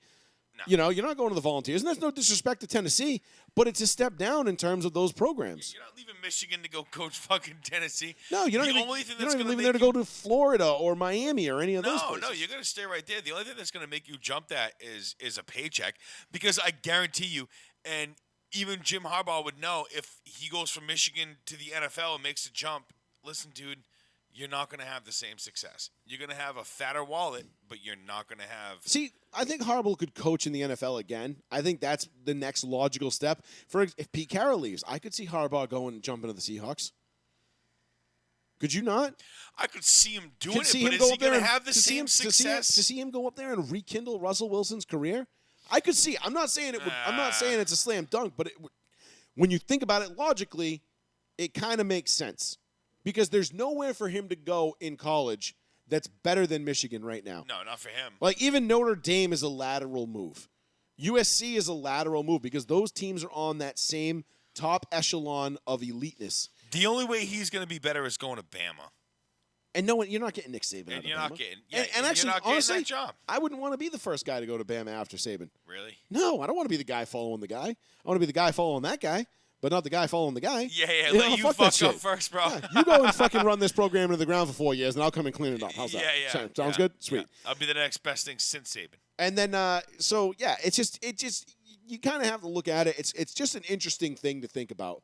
You know, when you see these colleges and the amount of money that is getting thrown around, and I'm like, you know, part of me is like, fuck, like, this dude just got $110 million to coach a college football team, not even a pro football team, a college football team. And then you think about how much the kids are getting put out, and they're like, you know, they can't even fucking, God forbid, they get a tattoo. It's like, wow, what a scumbag fucking organization. And you're like, and you want to be mad at guys like Lincoln Riley and Brian Kelly, but you kind of can't. Like $110 million in a private jet. I mean, that's enough for me right there. That's not even, and that's just what we know about. That's not including the whole slew of shit that he's getting outside of that or above and beyond all that. Like that's just it's fucking crazy. But I'm looking forward to USC being back on the map. I feel like college football is a better place when USC, Notre Dame, Miami, Texas, the big programs, the traditional programs are good. You know, it's fun. It's been fun watching the SEC dominate for the last decade and a half. Right. It's kind of, you know, Clemson almost kind of tried to break that trend. Ohio State tried breaking that trend. But at the end of the day, dude, Georgia or Alabama is going to win the national title again this year. And it's just all for naught. I mean, as much as I'd love to see Okie or Okie Light sneak in or even Notre Dame, you know, it's just not there. Yeah, it's just not going to be there. And I don't even like Notre Dame. I loathe Notre Dame, but just as a disruptor, you know, just as a combo breaker, because Georgia's just on fucking fire. I mean, this is going to be crazy. They're going to. For any Cincinnati fans out there, Cincy would be fucking awesome. You know, if Cincy could somehow manage to pull off an upset, have fun while you're here. Enjoy it. It's not going to last. It's just probably your 1 year. Yep, this is it. Which is fun. It is fun. Right, it is. This is like when Boise State was, you know, getting up there. They were like, a couple times. And fucking Utah. You fucking bullshit. I mean, it's like when Oregon got to the the national championship when they had against Ohio. Clay Matthews' little brother, and you know, and he knocked the ball. Auburn. That was against Auburn. Against Auburn, when he knocked the ball out of Cam Newton's hands, that was pretty rad. And, you know, you're like, oh, shit, here we go. And then, you know, we haven't really heard from Oregon since. What do you mean? We've been, then they went into Ohio. Then they made it again against Ohio and lost. Yeah, but, I mean, we really haven't heard from them. We float, dude. We're not your fucking shoe-in fucking team, dude. No, they're a very up-and-down program. We beat ass all year, and then we lose to either Arizona or Stanford, and it completely fucks our chances for any kind of BCS championship. And look at Utah this year. We were ranked number 3. We go into Ohio State. We beat their ass, and then we kind of float. You know, we win, like, you know, divisional. You know, we beat the Pac. You know, number 1 Pac-12. But then all of a sudden we lose to fucking 23 or 24 ranked Utah, and that bumps us all the way back to 11. Yeah, now that'll do it. And we're fucked. I mean, at least it was Utah this year, not Stanford. At least that saved you from that embarrassment. Because I feel like every time Oregon's good, it's just like, here comes Stanford exactly. with their fucking pine tree as a logo, and their shitty ass like 2-7 record or whatever the hell they are. Then they beat our ass, and I'm like, oh my god, dude. Yeah, right. And we you're just can't get like, it how done. the fuck did we get beat by a team with an air freshener for a logo, like a mascot? Like, what the fuck is this shit? It's crazy. But, I think college football is going to be fun next year. I really do. I like these moving pieces. I'm dying to see what Miami does here in the next couple of days with Manny Diaz. I don't think he's going to be back. They've got a new AD in Miami. I am just praying to God for the rebirth of the U. The college football needs the U back. We need the Catholics versus the convicts. It has to happen. It has to happen. But that's that. Quick little touch on the NBA, and then we'll GTFO, and we'll be off next week again. We will not be here. We'll be in Miami in the 305. Chuck them up. We'll be on vacation next week, so we'll have a week off, and then we'll be back. Dope. Can't wait. I'm looking forward to Miami so much. Again, I'm going to be pissed off Sunday night because the Broncos are going to lose. And I'm not going to be pissed off because the Broncos lose. I'm going to be pissed off because they're giving me this false hope. You know, they go and they rout the Cowboys, and it's like, all right, season back on. And then they come back home and they get routed by Philly, and you're like, what the fuck? They beat the Chargers. And then they beat the Chargers, and not only beat the Chargers, dominate the Chargers. Yeah. But we own the Chargers. It's kind of pathetic. Patrick Surtain with that 2 picks, 1 for 6. Oh. It was great. It was beautiful. Oh. It was beautiful. Oh God, it is going to be great. And Browning, the linebacker, man, I'm telling you right now, dude, this defensive unit is set up to be stizacked for a grip. I wouldn't even be upset if they kept Vic Fangio next year if we got a quarterback. I wouldn't be upset if they kept Vic, only because I think the continuity on the defense would be fantastic under him. But he's got to get fucking better at A, clock management, B, challenges, and C, getting some fucking consistent play out of these guys. Gotta get Which again, I know consistency, that a lot of that comes down to the quarterback and whatever, and that's all fine and well. But if we get the quarterback, if we get Aaron Rodgers to keep Vic Fangio, and we go 13-3 and win a Super Bowl, Vic Fangio, congratulations. I will be super stoked. You son of a bitch. I didn't believe you fucking did it. You crazy son of a bitch. But we'll see. But quickly on the NBA, we saw it last week where my guy, LeBron James, went full-blown snitch Karen and had 2 fans kicked out of their courtside seats for allegedly saying some shit to him about hoping his son, Bronny, dies in a car accident or something. Yeah, which, that's what I heard. Has been corroborated by nobody. Nobody that was at that game has come out and said that they heard them say that. Right. Oh, there was one guy on Twitter that was making the rounds that said that he heard it. Turned out it was a burner account and it was fake. So you can't. So again, what did they say? We don't know. We don't know what they said because nobody's saying what they said. They're claiming people. Turtle Boy will come out with LeBron is claiming. bastards. LeBron hasn't said anything. One person was claiming that they said that they hoped LeBron's son died in a car accident, which has been confirmed by no one. And LeBron just went ape shit and was just like out. Like, when did we become so soft as a society that professional athletes are now getting hecklers tossed out? The day that LeBron got $90 million from Nike and joined on the his 18th NBA. birthday? Yeah. That was the day. That was a death. The day the NBA died. I mean, whatever that fucking super song let's is. just say hypothetically, like, I hope your kid dies in a car accident. Like, okay, pretty classless to bring up like an athlete's kid. Kind of. Like, if that was let's the just case, say, let's I sort say, of get it. Let's say hypothetically that's true. Let's say that's true. That's what was said. Bro, you're a professional athlete. People are going to say fucking raucous shit to you all day. You turn around and tell them, suck my dick. And From the back. Yep. And they're like, okay. I mean, if that was in fact said, like, would I say that? No, because I'm not going after somebody's, like, children. That's just...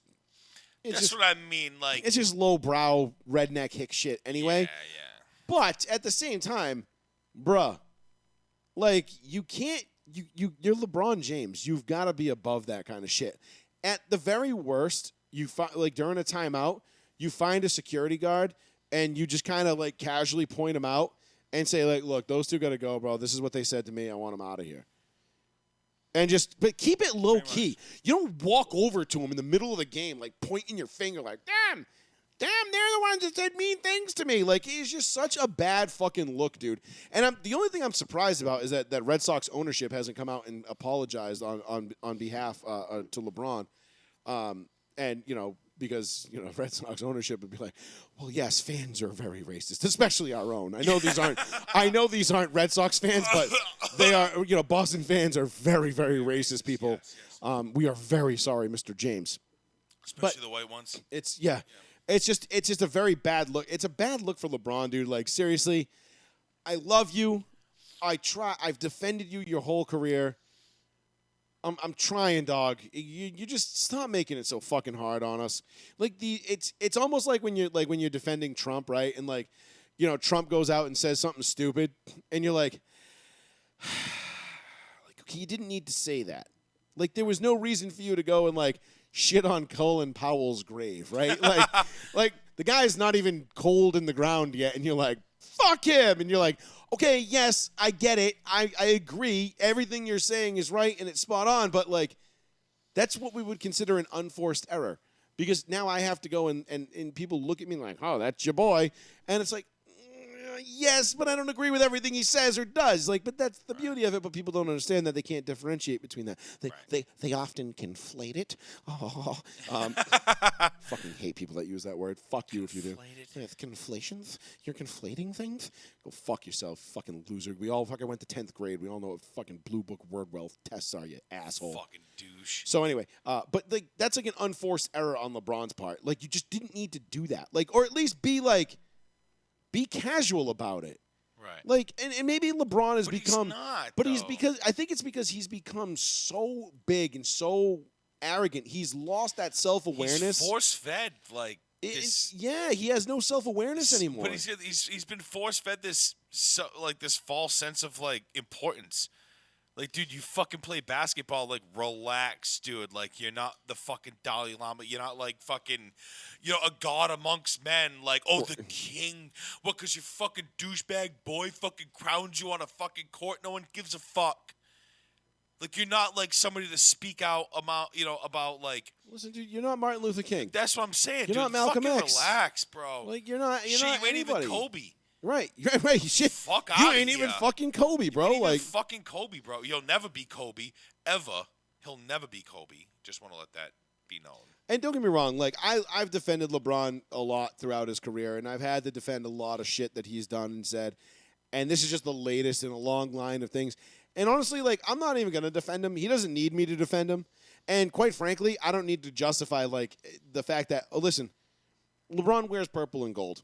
Until LeBron takes off the purple and gold, I'm going to root for him. I'm going to support him because I want the Lakers to win another championship. Just like I wanted the Lakers to win championships when Magic was there. Just like I wanted them to win when Kobe was there. Now I want them to win when LeBron is there. It doesn't matter who's there. I want the Lakers to win. I'm rooting for the logo on the front of the jersey, not the name on the back. Right. It's the Lakers, so we're always going to have stacked talent. It's just what we do. Yeah, everybody wants to play for either two teams. We Boston or well, nobody wants to play for Boston anymore. Not so much anymore, but Lakers, yeah. Boston fell out of. They became like so untrendy. I feel like after Ray Allen left there, like in a huff, I feel like that shit just went tits up for Boston, and Danny Ainge didn't help because Danny and his assets. Oh, those fucking working out for you, you fucking losers. God damn it, I love it. Fucking love it, dude. I love seeing the Celtics suck. Even like now that Ainge is gone. It's like, okay, that chapter is over, and I can sit here and say, a tut or so. I don't like to always say a tut or so, but a fucking a tut or so. And I was so goddamn spot on with Danny Ainge and that whole roster build, and it just, hold on. Good job, buddy. Thanks, bro. It never gets old patting myself on the back for that one because all these Boston fans that sat here and told me, Tatum's the truth, and we fleeced the Nets, and look at all these picks we got. I don't think assets. it really gets old for you patting yourself on the back when it comes to anything. Well, that could also be true. But when you're this right all the time, it's fucking hard not to. I mean, I'm gonna need shoulder surgery for my torn rotator cuff from fucking patting myself on the back all day. I don't know. I'm over the Celtics. And all the dude. high fives I give myself for being right. I don't even want to be considered a fucking. Even if the Celtics make it to the playoffs in the next 2-3 years, say somehow, I'm still gonna be like, yeah, I don't fucking care. I just don't want to be associated with basketball. I think it's the lamest fucking sport out Honestly, there right now. It's like, well, I was talking to a buddy of ours the other day at work, and he's a big Celtics fan, huge Celtics fan, probably the biggest Celtics fan in that I know at work. And I called him a couple of times, and he never once said anything to me about the Celtics dropping the Lakers 2 Fridays ago or whatever it was in the Garden. And I'm like, man, I just called you 3 times. You're not gonna once talk shit to me that the Celtics beat the Lakers? And he's like, honestly, dude, he's like, I didn't even watch the game. And I'm like, I mean, I was here, I was at work, so I didn't get to watch it either. But I was like, but he's like, honestly, he's like, I just don't care anymore. He's like, this isn't basketball. Basketball's dead to me. And I was like, yeah, because my standard answer for any time the Lakers lose a game, before basically March 1st, I'm like, checks calendar. It's not April yet. Don't fucking care. Right. Like, seriously, the regular season becomes such a formality in the NBA You got guys, no back-to-backs, and this guy's sitting, and that guy's not playing, and Steph Curry and the Warriors are fucking 17-2 and right. whatever. Oh yeah, great. Oh cool. The Warriors are the best They team in the haven't league. Cool. scored under 100 points. Can't wait to season. watch. Can't wait to watch Steph Curry and the Warriors blow a 3-1 lead in the conference finals. Like Even if neat. they fucking walk the fucking Bucs or something in the fucking, who gives a fuck? That's the thing. Even the most diehard basketball fans are falling off the wagon. Because the players themselves basically have talked themselves out of popularity and out of a job. Well, not out of a job, but like. I mean, the ratings are way down. Right. In the last 10 years, their ratings are in the tank. I mean, the product only reason, is so garbage. The only reason they're surviving right now is off all that sweet China money, which is why. Yeah. Which brings me to my last point. I only own one Celtics jersey. It's a Havlicek jersey, and I'm very inclined to buy a second one, and I'm very inclined to buy an Enes Kanter jersey because that man deserves all the credit in the world for what he is doing. You want to talk about a civil rights activist, a guy who is standing up for what is right and what he believes in? Right. Go talk to Enes Kanter. Go talk to Enes Kanter Freedom now because he legally changed his last name once he became an American citizen yesterday. Freedom. He's speaking out against China. He's called out LeBron. He's called out the NBA because they bend the knee for China and President Xi. And Celtics games are banned in China, so you can't watch a Celtics game. He's put it on his shoes, free the Uyghurs, and he's gone in and on and on and on. If you don't know about the Uyghur Muslims and China and the genocide that's being committed over there and everything else, go. Hit a quick Google search, or you might actually have to Bing that one. I don't know if Google will throw that one to the top, but you can read up on it. There's genocide being committed. The Uyghur Muslims are being enslaved in order to make Nike products and do all this stuff and pay LeBron James's salary and Phil Knight and listen. I'm not going to stop wearing Nike. I said that a long time ago when the whole Kaepernick shit. It's almost impossible. I just bought another pair of Nike golf shoes yesterday. Yeah. I mean, I'm not stopping wearing Nike. I know that they were manufactured by some Uyghur slave in China who's probably going to be killed in the next couple of days because he didn't make them fast enough. But that's not my problem. I mean, it is, but it isn't. But it isn't. Enes Kanter is in a position to do something. Me, I'm just lowly little Joey Fats. I got a little podcast over here in Massachusetts, and I just talk my shit. And we get a couple of thousand people to watch us every week, and that's great, and we love that. And thank you, everybody, for tuning in and sharing and liking and following the page. Yes. I've got big things planned coming up for the new year, so the merchandise will be back rolling out. The website will be back rolling out. We'll have some fun stuff. We're going to be sponsoring some golf tournaments in the spring. Yeah. So it's going to be a good time. But Joe merch. But Enes Kanter is a professional athlete on a major stage. And the only reason why I think Enes Kanter is going at LeBron James as hard as he is because LeBron James went at Daryl Morey, the owner or the GM of the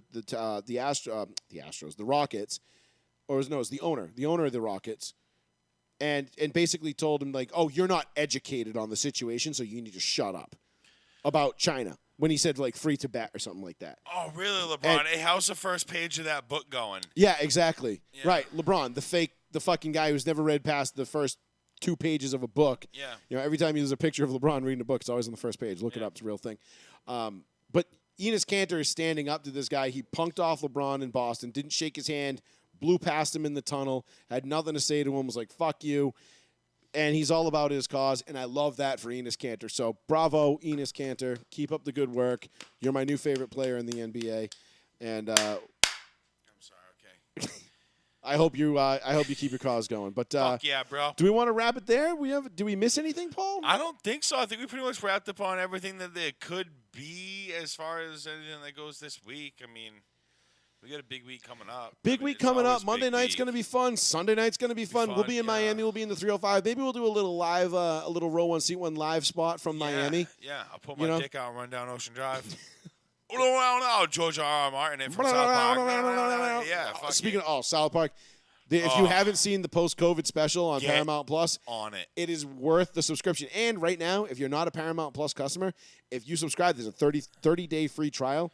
If you subscribe right now, you'll get not only this South Park special, but it will carry you through to the next one which comes out in December. I just got it because it's like a two-parter. yesterday. Spoiler alert, it's a two-parter. Yeah, it's dope. Fucking hilarious, dude. As always. Some of their best work so far, though. I think so. I was sitting there and I'm like, the whole entire time I'm watching this, I'm going, fuck off. This is only like 45 minutes. I'm like, I know it's going to end soon. And like every time I'm sitting there going through the episode and I'm like, I hope it's a little bit longer than I think it is. You know what I mean? Because I'm like, this is so fucking funny and I love where they're going with it. I just can't wait to see what the next one is, to be honest. Like, it's going to be the next hilarious. one's going to be fucking awesome. Yeah, it's gonna I'm be great. so looking forward to it. It's going to be great. Fuck yeah. This one had me pissing my pants. Yeah. I mean, it's been out for a week, so we can say a little bit about it. And I'll only say this, won't spoil anything, but Cartman as a rabbi. Just. Oh, yeah. Oh, yeah, who's your Hezbollah? Oh, whatever. Whatever he says when he's banging his wife. Who's my little husband? Who's my little Michigana? If you haven't seen it, go watch it. It's fucking hilarious. But we will be back 2 weeks from tonight. We got next Tuesday off.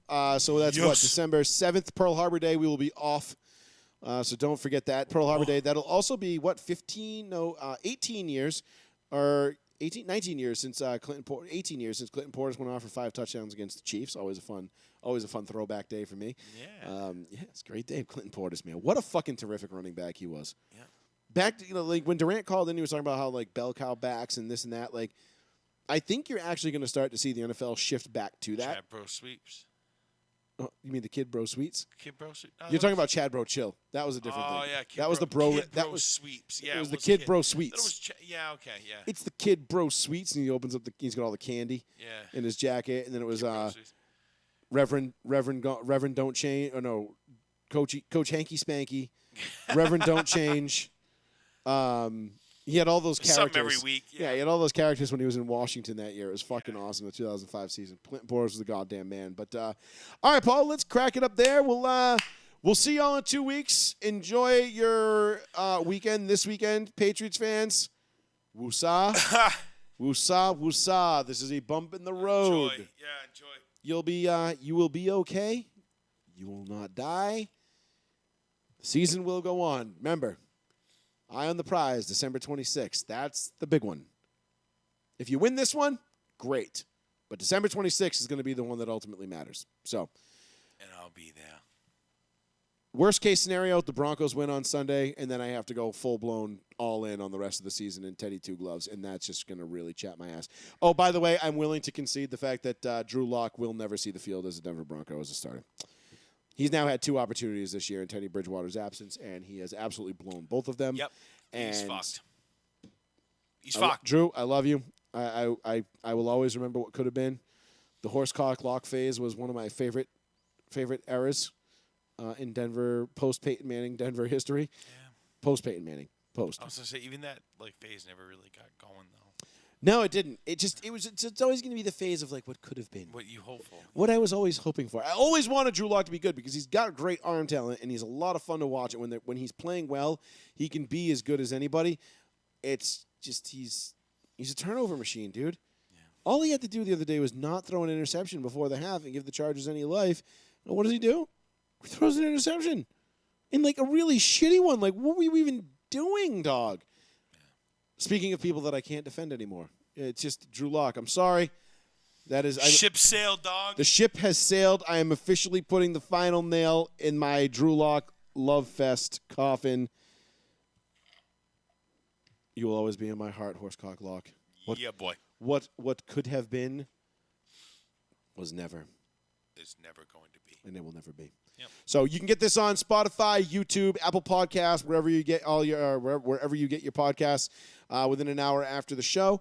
And make sure you give us a like, follow, and a share. We appreciate it, guys. And till next 2 weeks, we will see you later. For Joey Fats, Plizzy, this has been Row 1 Seat 1. Thank y'all. Peace.